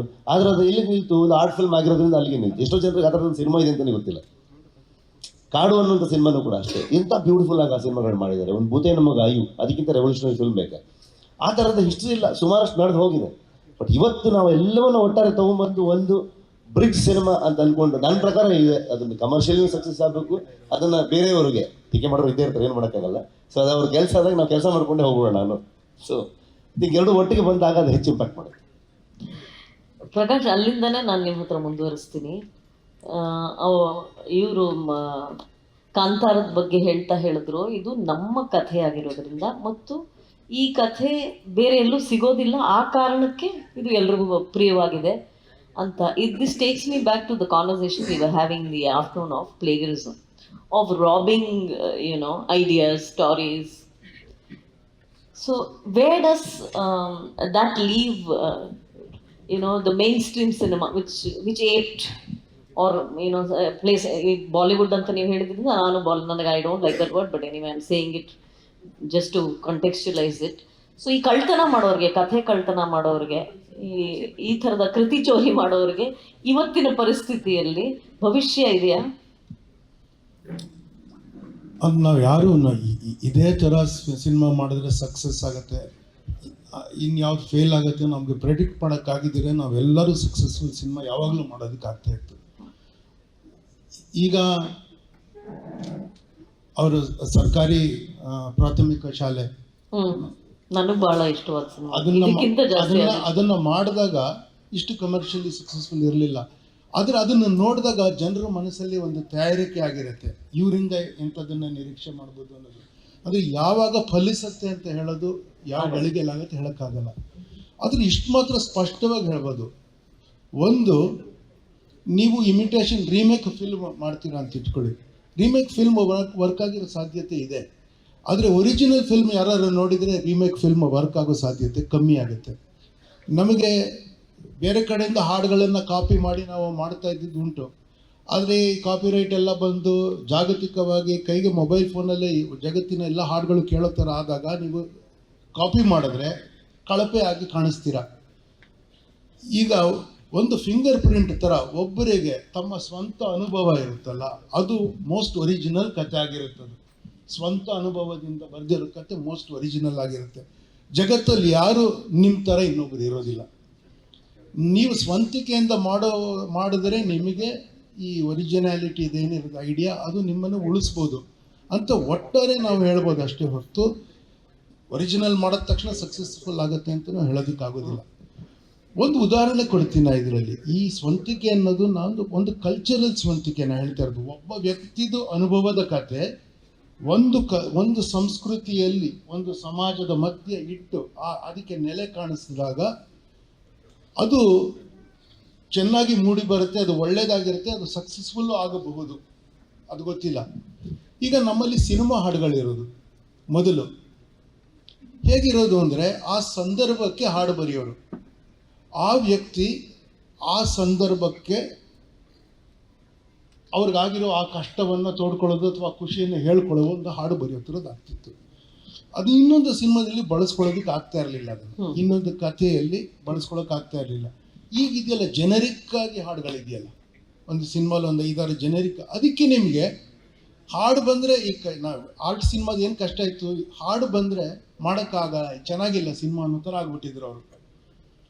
ನೀವು ವೆಸ್ಟರ್ನ್ ಸಿನಿಮಾ ಹಾಡುಗಳನ್ನ ನೋಡಿದ್ರೆ ಅದು ಮ್ಯೂಸಿಕಲ್ ಕಾಮಿಡಿಗೆ ಮಾತ್ರ ಹಾಡುಗಳನ್ನ ಬಳಸೋರು. ಅಂದರೆ ಆ ಥರ ಲವ್ ಸ್ಟೋರಿ ಆ ಥರದಕ್ಕೆ ಗಂಭೀರವಾದ ಸಬ್ಜೆಕ್ಟ್ ಇದ್ರೆ ಹಾಡು ಲಿಪ್ಸಿಂಕ್ ಅದನ್ನು ಮಾಡೋ ಚಾನ್ಸೇ ಇರಲಿಲ್ಲ ವೆಸ್ಟರ್ನ್ ಫಿಲ್ಮಲ್ಲಿ. ಅದು ಯುನೀಕ್ಲಿ ಇಂಡಿಯನ್. ಅದಕ್ಕೆ ಏನಿತ್ತು ಅಂದರೆ ಹಳ್ಳಿ ಆದರೇನು ಶಿವ, ಡೆಲ್ಲಿ ಆದರೇನು ಶಿವ ಅಂತ ರಾಜ್ಕುಮಾರ್ ಹೇಳಿದ್ರೆ ಹಳ್ಳಿಯಿಂದ ಬಂದಿರೋನಿಗೆ ಆ ಥರ ಥಾಟ್ಸ್ ಬರೋದಕ್ಕೆ ಹೇಳೋಕ್ಕೆ ಸಾಧ್ಯ ಆಗಬಾರ್ದು. ರಾಜ್ ಕಪೂರ್ಗೆ ಅವರು ಇದು ರಸ್ತೆಯಲ್ಲಿ ಚಾರ್ಲಿ ಚಾಪ್ಲಿನ್ ಥರ ಕ್ಯಾರೆಕ್ಟರ್ ಮಾಡಿದಾಗ ಅವನಿಗೆ ಆ ಥರ ಸುಂದರ ಯೋಚನೆಗಳು ಆಲೋಚನೆಗಳು ಪೊಯಿಟಿಕ್ಕಾಗಿ ಬರೋಕ್ಕೆ ಸಾಧ್ಯ ಇಲ್ಲ. ಆದರೆ ಹಾಡಲ್ಲಿ ಸೋಲ್ ಸ್ಪೀಕ್ ಅದು, ನೀವು ಪ್ರಶ್ನೆ ಮಾಡಲ್ಲ. ಹಾಡಲ್ಲಿ ಮೂಡಿ ಬಂದರೆ ಅದು ಅನಿಸಿಕೆ, ಅದು ಅಷ್ಟೇ, ಅದು ಆರ್ಟಿಕ್ಯುಲೇಷನ್ ಅಲ್ಲ, ಅದು ಆ ಥರದ್ದು ಇರೋದು. ಅದು ಯುನೀಕ್ಲಿ ಇಂಡಿಯನ್. ಅದು ನಮ್ಮ ಕಂಪನಿ ನಾಟಕ, ಯಕ್ಷಗಾನ ಅದೆಲ್ಲದರಿಂದ ಬಂದಿರೋದು. ಅದು ಅದನ್ನು ನೀವು ಕಳಪೆ ಅಂತ ನೀವು ಬಿಟ್ಟು ನೀವು ವೆಸ್ಟರ್ನ್ ಫಿಲ್ಮ್ ಥರ ಮಾಡೋಕ್ಕೆ ಹೋದರೆ ನಿಮ್ಮ ಗತಿ ಏನಾಗುತ್ತೆ ಅಂತ ಅದೊಂದೇ ಉದಾಹರಣೆ ಹೇಳೋದು ನಾನು. ಎಷ್ಟು ಚೆನ್ನಾಗಿತ್ತು ಕನ್ನಡ ಸಿನಿಮಾನ ನಾವು ನೆನಪು ಮಾಡ್ಕೊಳ್ಳೋದು ಹಾಡುಗಳಿಂದ, ಹಿಂದಿಂದೆಲ್ಲ ನೆನಪು ಮಾಡ್ಕೊಳ್ತೀವಿ. ನಿಮ್ಮ ಹಾಡುಗಳು ಇವತ್ತು ತುಂಬ ಚೆನ್ನಾಗಿ ಓಡ್ತಾ ಇದೆ. ಆದರೆ ಇವತ್ತಿಂದ ನೆಕ್ಸ್ಟ್ ಥರ್ಸ್ಡೇವರೆಗೂ ತುಂಬ ಚೆನ್ನಾಗಿ ಓಡುತ್ತೆ. ನಾವು ಮತ್ತೆ ನೆನಪಿಟ್ಕೊಳ್ಳಲ್ಲ ಅದನ್ನು. ಆದರೆ ನಾವು ಹಳೆ ಹಾಡುಗಳನ್ನು 50 ವರ್ಷ ಹಳೇದು, 60 ವರ್ಷ ಹಳೇದನ್ನು ಈಗಲೂ ಪಾಪ್ಯುಲರ್ ಆಗಿರ್ತೀವಿ. ನಾವು ಹೇಳೋದು ನಮ್ಮಂಥವ್ರ ಜೊತೆ. The young people you are speaking about will love the songs of Mannade, R.D. Burman, S.D. Burman, C. Ramchandra. They will remember that, but I don't think they'll remember the songs of today 10 years from now. And that is because those songs are set in context, in culture. ಇದರಲ್ಲಿ I will finish with this Kantara ಉದಾಹರಣೆ. ಅವ್ರು ಯಾರೋ case ಹಾಕೋ ಅಷ್ಟು ಹೊಟ್ಟೆ ಕಿಚ್ಚಾಗೋ ಥರದ್ದಾಯ್ತಲ್ಲ ಅದು. ಆದರೆ ನೋಡಿ, ಅದರಲ್ಲಿ ಕರ್ನಾಟಕ ಕ್ಲಾಸಿಕಲ್ ಮ್ಯೂಸಿಕ್ ಇದೆ, ಆಯಿತಾ. ಅವ್ರು ಯಾರು ನಮ್ಮ ಬುದ್ಧಿಜೀವಿಗಳೆಲ್ಲ ಅದು ಸನಾತನ ಧರ್ಮದ್ದು ಹಾಕಬಾರ್ದಾಗಿತ್ತು, ಅದರಲ್ಲಿತ್ತು ಬೇರೆ ಗಲಾಟೆ ಮಾಡಿದ್ರು ರೀ. ಇದು ಭಾರತ ರೀ, ಏನು ಬೇಕಾದ್ರೆ ಸೇರಿಸ್ಬೋದು ರೀ. ನೀವು ಯಾರು ರೂಲ್ಸ್ ಇರೋದಕ್ಕಿಲ್ಲ. ನಿಮಗೆ ನೋಡ್ರಿ, ನಮಗೆ ಯಾವ ಮಠದವರು ಇನ್ನೊಬ್ಬರ ಮಠಕ್ಕೆ ಬಗ್ಗೆ ಏನು ಹೇಳೋಂಗಿಲ್ಲ. ನಮ್ಮಮ್ಮ ಪದ್ಧತಿ, ಅವರು ಈಗ ಅಸ್ಸಾಮಲ್ಲಿ ಅವ್ರದ್ದೇನೋ ಪದ್ಧತಿ ಇದೆ. ಅವ್ರು ಬಂದು ಇಲ್ಲ ನೀವು ಈ ಥರದ್ದು ಆರಾಧನೆ ಮಾಡಬಾರ್ದು ಅಂತ ಇವ್ರಿಗೆ ಹೇಳೋದಕ್ಕಾಗತ್ತೇನ್ರಿ? ನಾವು ಏನಾದ್ರು ಮಾಡ್ತೀವಿ, ನಮ್ಗೆ ಇಷ್ಟ ಬಂದಿದ್ದು ಹಾಡು ಹಾಕ್ಕೊಳ್ತೀವಿ, ಹಿಂದೂಸ್ತಾನಿ ರಾಗನೂ ಹಾಕ್ಕೊಳ್ತೀವಿ. ನೀವು ಏನ್ರಿ ಮಾಡೋದಕ್ಕಾಗತ್ತೆ ಅಲ್ವಾ? ಇದು ಭಾರತ, ನಮಗೆ ಆಗತ್ತೆ, ನಮಗೆ ಒಟ್ಟಿಗೆ ಇರೋಕ್ಕೆ ಬರುತ್ತೆ. ನಮಗೆ ಒಟ್ಟಿಗೆ ಇದ್ದೀವಿ ಅಂತಾನೆ ನಿಮ್ಗೆ ಹೊಟ್ಟೆ ಕಿಚ್ಚಿರೋದು. ಅದ್ರಲ್ಲಿ ಎಲ್ಲ ಇದೆ. See, it is folk, it is classical, it is local, it is Indian and it is international. ನೋಡಿ, it is an amazing idea. We can be this like this only if we accept each other. ನಾವು ಬೇರೆಯವರಿಂದ certificate ಪಡೆಯೋದು ಬೇಕಾಗೇ ಇಲ್ಲ ನಮಗೆ. Foreign ಕಂಟ್ರಿಯಲ್ಲಿ screening ಆಗಿ ನಿಮ್ಗೆ award ಬಂದಿದ್ದರೆ ಸಂತೋಷ, congratulations. ಆದರೆ ನೀವು 8-10 ಕೋಟಿ ರೂಪಾಯಿ ಖರ್ಚು ಮಾಡಿ 300 ಕೋಟಿ ಅರ್ನ್ ಮಾಡಿದ್ರೆ ಇನ್ನೂ ಸಂತೋಷ. ನಮ್ಮ ಸರ್ಟಿಫಿಕೇಟೇ ಗ್ರೇಟೆಸ್ಟು. ಇಡೀ ಭಾರತ ಸರ್ಟಿಫಿಕೇಟ್ ಕೊಟ್ಟರೆ ನಮಗೆ ಯಾರ ಸರ್ಟಿಫಿಕೇಟು ನಮಗೆ ಬೇಕಾಗೇ ಇಲ್ಲ. ಮೈ ಫೈನಲ್ ಥಿಂಗ್, ನಾನು ನಿಮ್ಗೆಲ್ಲರಿಗೂ ಹೇಳ್ತೀನಿ, ಆ ಜಾರ್ಜ್ ಸೋರೋಸ್ ಏನು ಹೇಳ್ತಾರೆ, ಬೆಳಗ್ಗೆ ಡಿಸ್ಕಷನ್ನು ನಾನು ಕೇಳಿದೆ. ಅವ್ರು ಸೋರೋಸ್ ಏನೇ ಹೇಳ್ತಾರೆ, ಅವರು ರಾಮ್ ಮಾಧವ್ ಹೇಳಿದ್ರು, ಅವ್ರು ಅದೂ ಅವ್ರು ಹೇಳ್ತಾರೆ. ಅಷ್ಟೇ ಅಲ್ಲ, the Indian story is much bigger than that story ಅಂತ ಹೇಳಿದ್ರು. ನಾನು ಒಪ್ಕೊಳ್ತೀನಿ. ಆದರೆ ಒಂದನ್ನು ಗಮನಿಸಿ, ಹಿಂದೆ ಇಂಡಿಯಾನ ಅಟ್ಯಾಕ್ ಮಾಡ್ತಾ ಇದ್ದಿದ್ದು ಹಿಂಗೆ ವೆಸ್ಟು. ನಮ್ಮ ಸುತ್ತಮುತ್ತ ನಮ್ಮ ವೈರಿಗಳು ಅಂತ ಯಾರನ್ನ ನಾವು ಗುರುತಿಸುವ ದೇಶಗಳಿಗೆ ನಮಗೆ ಕಷ್ಟ ಕೊಡೋದಕ್ಕೆ ಸಹಾಯ ಮಾಡೋದು, ಅವ್ರಿಗೆ ವೆಪನ್ಸ್ ಕಳಿಸೋದು, ಈ ಥರದ ಕಷ್ಟ ನಮಗೆ ಕೊಡೋರು. ನಮ್ಮ ಮೇಲೆ ಸ್ಯಾಂಕ್ಷನ್ ಹಾಕೋದು. ಅವ್ರು ಯಾರೋ ಮಾತಾಡಿದ್ರು, ನಮಗೆ ಸೂಪರ್ ಕಂಪ್ಯೂಟರ್ ಬಂದಿದ್ದು ಅಮೆರಿಕ ಸ್ಯಾಂಕ್ಷನ್ ಹಾಕಿದ್ದಕ್ಕೆ ಅಂತ. ಅದು ನಿಜ. They use to trouble us like that. Now they attack your culture itself directly because they have understood India soft power is dangerous. They have realised what happened with Japan, with South Korea. They are attacking only your soft power. They make fun of your cultural thing, and the only way they can do it is by dividing us. ಇವ್ರಿಗೆ ಬಂದು ತಲೆ ಕೆಡಿಸೋಕ್ಕೆ ಪ್ರಯತ್ನ ಮಾಡೋದು. ಇದು ಈ ನಮ್ಮ ಸನಾತನ ಧರ್ಮದ ಅಲ್ವೇ ಅಲ್ಲ. ಅದಕ್ಕೆ ಚೆನ್ನಾಗಿ ಇಂಥದ್ದು ಇವ್ರೊಬ್ಬರು ಸರ್ಟಿಫಿಕೇಟ್ ಕೊಡೋದು, ಒಬ್ಬರು ಇನ್ನೊಬ್ಬರು ಬಂದು ಇವ್ರಿಗೆ ಇದು ಆ್ಯಕ್ಚುಲಿ ಲೆಫ್ಟ್. ಇದು ನೀವು ಜಾತಿದು ಇದನ್ನು ತೋರಿಸಿದ್ದೀರಾ ದಬ್ಬಾಳಿಕೆನ, ಅದಕ್ಕೆ ಚೆನ್ನಾಗಿದೆ ಅಂತ. ಆ್ಯಕ್ಚುಲಿ ಸಿನಿಮಾ ಚೆನ್ನಾಗಿದೆ ಅಂತ ಸಿನಿಮಾ ಮಾಡೋರಿಗೆ ಹೇಳೋದು ಕಷ್ಟ ರೀ. ಅವರು ನಂಬಿಕೆಯಿಂದ ಮಾಡಿರ್ತಾರೆ ಅಷ್ಟೇ. ಚೆನ್ನಾಗಿದೆ ಅಂತ ಗೊತ್ತಿರೋಕ್ಕೆ ಸಾಧ್ಯ ಇರಲ್ಲ ನಮಗೆ. ಬರೆದಾಗ ಹೆಂಗೆ ಗೊತ್ತಿರುತ್ತೆ ಅಲ್ವಾ? ನಾವು ಆ್ಯಕ್ಚುಲಿ ಬೆಳಗ್ಗೆ ನಾನು ಆರ್ಮಿ ಅವ್ರದ್ದು ಡಿಸ್ಕಷನ್ ಕೇಳಿದ್ನಲ್ಲ, ನನಗೆ ತುಂಬ ಡಿಸ್ಟರ್ಬ್ ಆಯಿತು. ನೀವು ತುಂಬ ಜನ ಕೂತಿದ್ದೀರಿ ಅವಾಗ. You see the difficulty, you see when that air vice marshal was saying the government has other compulsions. Somebody is saying we should become an economic power first before we can actually look to throw somebody out. somebody suggested we should take POK. It's not as simple as we say somebody said. ನನಗೆ ಅದನ್ನು ಅದ್ರ ಬಗ್ಗೆ ಧೈರ್ಯವಾಗಿ ಮಾತಾಡೋಕ್ಕೂ ಕಷ್ಟ ಈಗ ಅದನ್ನು ಕೇಳಿದ್ಮೇಲೆ. ಇಷ್ಟು complex ಆಗಿದೆ. It is easier for us to be together than to be divided. If you are divided, remember somebody will call you from foreign, as I say, and say ನಿಮಗೆ ಒಂದು ಗ್ರ್ಯಾಂಟ್ ಕೊಡ್ತೀನಿ, ಇದ್ರ ಮೇಲೆ ಒಂದು ರಿಸರ್ಚ್ ಪೇಪರ್ ಬರೀತೀರಾ ಅಂತ. ಇವರು ಅದರ ಬದಲು ರಿಸರ್ಚ್ ಪೇಪರ್ ಬದಲು ಸಿನಿಮಾ ಪೇಪರ್ ಬರೆಯೋದು ತುಂಬ ಚೆನ್ನಾಗಿದೆ. ಅದನ್ನು ಮಾಡ್ಕೊಂಡಿದ್ರೆ ಭಾರತ ಚೆನ್ನಾಗಿರುತ್ತೆ ಅಂತ ಹೇಳ್ತೀನಿ. ನಮಸ್ತೆ. Ashwini, before I go back to Rishab for the last words, is there anything you'd like to share with us? Mic ಒಂದು ಪ್ರಾಬ್ಲಮ್ ಆಗ್ತಿದೆ ಅವರು. ಅಲ್ಲ, ಅವ್ರು ಆಫ್ ಮಾಡಿ, you turned it off. Yeah. I think that I'm a South Indian. I speak Tamil, but I've told stories in Tamil, in Hindi, in Marathi, because I'm born and brought up in Maharashtra, and I'm making Malayalam films, and I'm also telling the story of Mrs. Sudha Murthy and Mr. Narayan Murthy. A true pan-Indian filmmaker. So to say that, it's only to say that doesn't matter where you are or which part of your country you're from, and doesn't matter who you are and where you come from. If you have a story to say, you just have to tell your story with a lot of hard work. Nothing comes easy, and Kantara is a great example that we just need to keep telling stories of what we believe in, and only with our experiences we will be able to tell stories that inspire, aspire, and brings a nation together only through our stories. Thank you. Rishab, ಈಗ ಒಂದು ಹಿಮಾಲಯದಷ್ಟು ಭಾರ ಭುಜದ ಮೇಲೆ ಇಟ್ಟಾಗ ಆಗ್ತಾ ಇದೆಯಾ? ಮುಂದೇನು ಅಂತ ಯೋಚನೆ ಮಾಡಿದಾಗ? ಯಾವತ್ತೂ ಹಂಗೆಲ್ಲ ಯೋಚನೆ ಮಾಡಿಲ್ಲ. ನಾವೇನು ಗೊತ್ತಾ ನಿಮಗೆ, ನೀವು ನೆಕ್ಸ್ಟ್ ಅಲ್ಲಿ ಸ್ಕೂಲಲ್ಲಿ ಇದ್ದಾಗ, ಸ್ಕೂಲು ಕಾಲೇಜಲ್ಲಿ ಇದ್ದಾಗ ಪಾಸ್ ಆಗ್ತೀವಿ ಅನ್ನೋದೇ ದೊಡ್ಡ ಅಚೀವ್ಮೆಂಟ್ ನಮಗೆ. ಸೊ ನಾನು PUC ಇದ್ದಾಗ 51% ಬಂತು ಕಾಮರ್ಸ್ ತಗೊಂಡು. ನಮ್ಮ ಅಪ್ಪಗೆ ನಾನು ರ್ಯಾಂಕ್ ತೆಗೆದಂಗೆ ಫೀಲ್ ಆಗ್ಬಿಡ್ತು. ಬರೋ ಬೆಂಗಳೂರಿಗೆ ಬರೋ ಅಂತ ಅಂದ್ಕೊಂಡು, ಏನು ದೊಡ್ಡ ಹೈಯರ್ ಎಜುಕೇಷನ್ ಕಳಿಸ್ತಾರೆ ಅಂತ ಅಲ್ಲಿ ಹೋಗಿ ಡಿಗ್ರಿ ಮಾಡಿ ಹಡೆ ಮಾಡ್ಕೊಂಡಿದ್ದೀವಿ ನಾವು. ಸೊ ಹಾಗಾಗಿ ತುಂಬ ತಲೆ ಕೆಡಿಸ್ಕೊಳ್ಳೋ ಜಾತಿ ಅಲ್ಲ ನಾವು, ಆರಾಮಾಗಿರ್ತೀವಿ. ಆ್ಯಂಡ್ ಈ ಸಕ್ಸಸ್ ಅನ್ನೋದು ಇದೆಯಲ್ವ, ಅದು ಎಷ್ಟು ಡೇಂಜರ್ ಅನ್ನೋದು ನನಗೆ ಗೊತ್ತು. ಹಾಗೆ ಇಲ್ಲಿಗೆ ಮಾತ್ರ ಇಟ್ಕೊಂಡಿರ್ತೀನಿ, ಅದು ಈ ಗಂಟಲು ದಾಟಕ್ಕೂ ಬಿಡಕ್ಕೆ ಹೋಗಲ್ಲ. ಸೊ ಕಾಂತಾರ ಮಾಡಬೇಕಾದ್ರೆ ಎಷ್ಟು ಸ್ಕ್ರಾಚಿಂದ, ಇದೇ ನಮ್ಮ ಊರಲ್ಲಿ ಲಾಕ್ಡೌನಲ್ಲಿ ಊರಲ್ಲಿದ್ದಾಗ ಸುಮ್ಮನೆ ಕೂತ್ಕೊಳ್ಳೋದೇನು ಅಂತ ಅದೇ ಇದು ಹರಟೆ ಮಾಡ್ಕೊಂಡು ಇದ್ದಾಗಲೇ ಬಂದಿರುವಂಥ ಕಥೆ. ಸೊ ಈಗ ರಿಸರ್ಚ್ ಸ್ಟಾರ್ಟ್ ಆಗಿದೆ. ಅದೇ ಲಾಸ್ಟ್ ಟೈಮ್ ಕೊಟ್ಟ ಸ್ಟೇಟ್ಮೆಂಟ್ ಪ್ರಕಾರ ನಿಮ್ಗೆ ನೋಡಿದ ಕಾಂತಾರ 2 1 ಇನ್ನೂ ಮಾಡ್ತಾ ಇದ್ದೀನಿ ಅಷ್ಟೇ ಈಗ. ಸೊ ಅದ್ರ ಮೇಲೆ ಅಷ್ಟೇ ಆರಾಮಾಗಿ ಅಷ್ಟೇ ಸ್ಕ್ರಾಚಿಂದ ವರ್ಕ್ ಮಾಡ್ಕೊಂಡು ಸೇಮ್ ಸ್ಟೈಲಲ್ಲೇ ವರ್ಕ್ ಮಾಡ್ಕೊಂಡು ಬರ್ತೀನಿ. ಮೇ ಬಿ ಬಿಗ್ ಸ್ಕೇಲ್ ಆಗ್ಬೋದೇನೋ, ಕತೆ ತುಂಬ ಹ್ಯೂಜ್ ಆಗಿದೆ, ಸರ್ ಆಗ್ಬೋದೇನೋ ಅಷ್ಟೇ. ಭಾರ ಅನ್ನುವಂಥದ್ದು ಹೊತ್ಕೊಂಡ್ರೆ ತಾನೇ ಭಾರ ಆಗಿದೆ. ಅವತ್ತು ಇಳಿಸ್ಬಿಟ್ಟು ಹೋಗ್ತಾ ಇರ್ಬೇಕು ಸೀದಾ, ನಾವು ಯಾಕೆ ಹೊತ್ಕೊಳ್ತಿರ್ಬೇಕು? ಪ್ರಾಯಶಃ ರಿಷಬ್ನ ಯಾರಾದರೂ ಅವರ ಬೆಳವಣಿಗೆಯನ್ನ ಕಂಡಿದ್ರೆ ಅದ್ರಲ್ಲಿ ನಾನೊಬ್ಳು ಅಂತ ಇವತ್ತಿನ ಈ ಸಂದರ್ಭದಲ್ಲಿ ಆಕ್ಚುಲಿ ಅದನ್ನ ಮೆನ್ಷನ್ ಮಾಡಬೇಕು. ನಾನು ಫಸ್ಟ್ ಟೈಮ್ ಅಸಿಸ್ಟೆಂಟ್ ಡೈರೆಕ್ಟರ್ ಆಗಿ ವರ್ಕ್ ಮಾಡಿದಾಗ ಸಾಯಿನಿಡಮ್ಮ ಸಿನಿಮಾ ಮಾಳವಿಕಾ ಮ್ಯಾಮ್ ಅದರಲ್ಲಿ ಲೀಡಲ್ಲಿ ಆ್ಯಕ್ಟ್ ಮಾಡಿದ್ರು.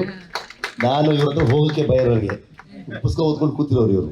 ಸೊ ಅದಕ್ಕೆ ಇನ್ನೊಬ್ಬ ಮನು ಅಂತಿದ್ದ, ಅವನ್ನ ಮ್ಯಾಮ್ನ ಕರಿ ಅಂತ, ಅವ್ನು ದೂರ ನಿಂತ್ಕೊಂಡೆಲ್ಲ ಕರೆದ್ಬಿಡೋರು, ಬಯಸ್ಕೊಳ್ಳೋರು ಅಲ್ಲಿ. ಸೊ ನನ್ನ ಫಿಲ್ಮ್ ಇಂಡಸ್ಟ್ರಿ ಫಸ್ಟ್ ಎಂಟ್ರಿ ನಾನು ವರ್ಕ್ ಮಾಡೋದಂತ ಒಬ್ಬರು ನಟಿ. ಸೊ ಇವತ್ತಿಲ್ಲಿ ಕೂತಿದ್ದು ತುಂಬ ಖುಷಿ ಆಗ್ತದೆ. ಅದು ಒಟ್ಟಿಗೆ ಕೂತಿರೋದು, ಜೊತೆಗೆ ಈ ನಿಮ್ಮ ಈ ವರ್ಷದ ಒಂದು ಪ್ರಯಾಣ ಏನಿದೆ ಕಾಂತಾರ ಮೂಲಕ ದೇಶದಾದ್ಯಂತ ನೀವು ಚರ್ಚೆಗೆ ಗ್ರಾಸವಾಗಿದ್ದೀರಿ, ಕೆಲವರ ಹೊಟ್ಟೆವರಿಗೂ ಗ್ರಾಸವಾಗಿದ್ದೀರಿ, ಆದರೆ ಅನೇಕರ ಅಭಿಮಾನಕ್ಕೆ ನೀವು ಪಾತ್ರರಾಗಿದ್ದೀರಿ. 99.99 ಜನ ಆಶೀರ್ವಾದ ಮಾಡಿದಾಗ ಈ 0.001 ಯಾರೋ ತಲೆ ಕೆಡಿಸ್ಕೋತಾರ. ಪಾಸ್ ಮಾರ್ಕ್ಗೆ 35 ಅಂತ ಹೋರಾಟ ಇದ್ದಿದ್ದು ಅಷ್ಟೇ. ಅವತ್ತು 35 ಮಾರ್ಕ್ ತಗೊಂಡ್ರೆ ಮುಗೀತು ಅಂತ.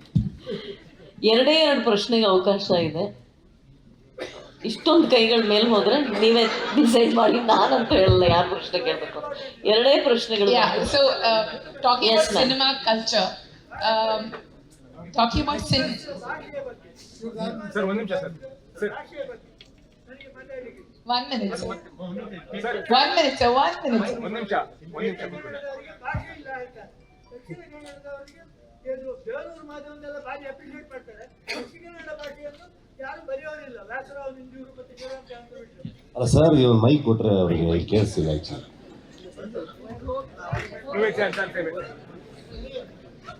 ತುಂಬಾ ರಿಲೆವೆಂಟ್ ಅಂತ ಕಾಣ್ತದೆ ಈ ಪ್ರಶ್ನೆ. ನಮಗೆ ಮಾತ್ರ ನಿಮಗೆ ಗೊತ್ತಿಲ್ಲ, ದಕ್ಷಿಣ ಕನ್ನಡದ ಭಾಷೆ ಬಗ್ಗೆ ನೀವು ಉಪಯೋಗಿಸಿದ ಭಾಷೆ ಬಗ್ಗೆ ಹೇಳಿಕೆಯಿದೆ. ದಕ್ಷಿಣ ಕನ್ನಡದವರಿಗೆ ಭಾಷೆ ಇಲ್ಲ ಹೇಳ್ತಾರೆ. ದಕ್ಷಿಣ ಕನ್ನಡ ಕೆಲವರಲ್ಲ, ದಕ್ಷಿಣ ಕನ್ನಡದಲ್ಲಿ ಭಾಷೆಯಲ್ಲಿ ಬರೆಯೋದೇ ಇಲ್ಲ. ವ್ಯಾಸರಾವ್, ಮಂಗಳೂರು, ಶಿವರಾಮ್ ಕಾರಂತ ಬಿಟ್ಟರೆ ದಕ್ಷಿಣ ಕನ್ನಡದ ಭಾಷೆ ಅಂತ ಹೇಳಿದ್ರೆ ಸಿನಿಮಾದಲ್ಲಿ ಹಾಸ್ಯ ನಟರು ಮಾತಾಡುವ ಭಾಷೆ ಅಂತೇಳಿ ಈವರೆಗೆ ಇತ್ತು. ಅಂತಹ ಸಂದರ್ಭದಲ್ಲಿ ದಕ್ಷಿಣ ಕನ್ನಡ ಭಾಷೆಯನ್ನು ತಮಾಷೆ ಭಾಷೆ ಅಲ್ಲ, ಏನು ಸಾವ ಇದು ಕರ್ಮ ಹಾಗೆಲ್ಲ ಉಪಯೋಗಿಸಿ ಕೂಡ ಅದನ್ನೊಂದು ಬಹಳ ಒಂದು ಮನಮುಟ್ಟುವ ರೀತಿಯಲ್ಲಿ ನೀವು ಮಾಡಿದ್ದು ಹೇಗೆ? Thank you sir. ಏನಂದ್ರೆ ನೀವು ಎದ್ದು ನಿಂತ ಫೋರ್ಸಿಗೆ ಸುಮಾರು ಜನ ಟೆನ್ಷನ್ ಮಾಡ್ಕೊಂಡ್ಬಿಟ್ರು, ಎಂತ ಗಲಾಟೆ ಆಗುತ್ತೆ. ಅದಕ್ಕೆ ಇಲ್ಲ ಸರ್ ಇದು ಮೈಕ್ ಕೊಡಿ ಅಂತ. ನಮ್ಮವ್ರಿಗೆ ರೇಷನ್ ಕಡಿಮೆ. ಯಾಕಂತಂದರೆ ನೀವು ಹೇಳಿದಂಥ ಮಾತು 100% ಸತ್ಯ ಸರ್. ಯಾಕಂದರೆ ನಮಗೆ ಬೇಜಾರಾಗ್ತಿತ್ತು. ನಮ್ಮಲ್ಲಿನ ಫಿಲ್ಮ್ ಮೇಕರ್ಸ್ಗಳೇ ಎಲ್ಲ ಹೋದಾಗಲೂ ಕೂಡ ಇದನ್ನು ನಮ್ಮಲ್ಲಿ ನಾನು ಕೇಳೇ ಇಲ್ಲಪ್ಪ. ನಮ್ಮ ಕುಂದಾಪುರದಿಂದ ಕಾಸರಗೋಡುವರೆಗೆ ಬೇರೆ ಬೇರೆ ಡೈಲೆಕ್ಟ್ ಬರ್ತಾ ಹೋಗ್ತಾರೆ. ನಮ್ಮ ಮಂಗಳೂರು ಕನ್ನಡ ಆಗ್ಬೋದು, ಕುಂದಾಪುರ ಕನ್ನಡ ಆಗ್ಬೋದು, ತುಳು ಆಗ್ಬೋದು. ಎಲ್ಲಾದರೂ ಒಂದು ಕಡೆ ಈ ಮಂಡೆ ಪಿರಿ ಪಿರಿ ಅಂದಿದ್ದು ಎಲ್ಲೂ ಕೇಳೇ ಇಲ್ಲ ನನಗೆ. ಅದೊಂದು ಭಾಳ ಕನ್ನಡ ಫಿಲ್ಮಲ್ಲಿ ಬರ್ತಿತ್ತು ಯಾವತ್ತು, ಮಂಡೆ ಪಿರಿ ಪಿರಿ ಅಂತ ಏನೋ ಒಂದು. ಅದೇ ಥರ ಫೆರಿ ಫೆರಿ ಚಿಕನ್ ಏನೋ ಕೇಳಿದ್ದೀವಿ ಇತ್ತೀಚೆಗೆ, ಪಿರಿ ಪಿರಿ ಅನ್ನೋದೆಲ್ಲ ಕೇಳಿರಲಿಲ್ಲ. ಸೊ ಹಾಗಾಗಿ ಬರೀ ಹಾಸ್ಯಕ್ಕೆ ಉಪಯೋಗಿಸ್ತಾರೆ.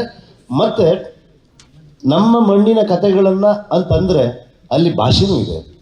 ಭಾಷೆ ನಮ್ಮ ಕುಂದಾಪುರದಲ್ಲಿ ಹೇಳ್ತೀವಿ ನಮ್ಮದು ಭಾಷೆ ಅಲ್ಲ ಬದುಕು ಅಂತ. ಸೊ ಆ ಭಾಷೆಯ ಮುಖಾಂತರನೇ ನನ್ನ ಐಡೆಂಟಿಟಿ, ನನ್ನ ಕಥೆಗಳು ಆ ಭಾಷೆಯಲ್ಲಿ ಬಂದಾಗಲೇ ಅದು ಚಂದ, ಅದಕ್ಕೆ ವ್ಯಾಲ್ಯೂ ಎಡಿಷನ್ ಕೂಡ ಆಗುತ್ತೆ ಅಂತ. ಹಾಗಾಗಿ ಇದು ಇವತ್ತಲ್ಲ, ಅಂದರೆ ಉಳಿದವರು ಕಂಡಂತೇಳಿ ರಕ್ಷಿತ್ ಕೂಡ ಅದನ್ನೇ ಯೋಚನೆ ಮಾಡಿಕೊಂಡು ಕಂಪ್ಲೀಟ್ ಆಗಿ ಅದು ತುಳು ಆಗ್ಬೋದು, ಉಡುಪಿ ಕನ್ನಡ ಆಗ್ಬೋದು, ರಾಜ್ಬಿ ಶೆಟ್ಟಿ ಅವರು ಒಂದು ಮೊಟ್ಟೆ ಕಥೆ ಮಾಡಿದಾಗ ಆಗ್ಬೋದು, ಗರುಡಗಮನ ಮಾಡಿದಾಗ ಆಗ್ಬೋದು. ಸೊ ಅದಾದ್ಮೇಲೆ ಸರ್ಕಾರಿ ಮಂಗಳೂರು ಕನ್ನಡವಲ್ಲ, ಅದು ಕಾಸರಗೋಡು ಕನ್ನಡ.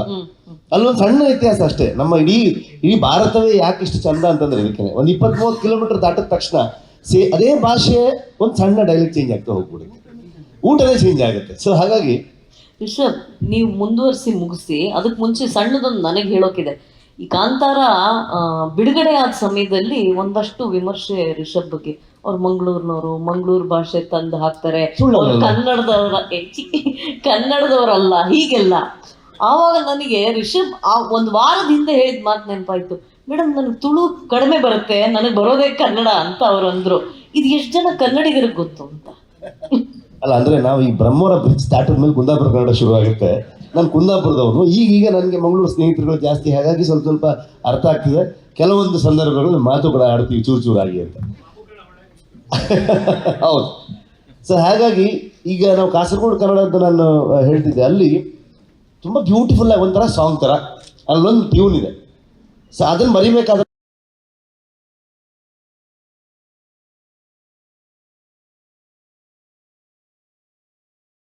ನಾವು ಅಲ್ಲಿನ ಡೈಲಾಗ್ನ ಅದಕ್ಕೆ ಈ ನಮ್ಮ ಮಮ್ಮೂಟಿ ಮತ್ತೆ ಹೇಳೋದಿದೆ, ನೋಡ ಎಷ್ಟು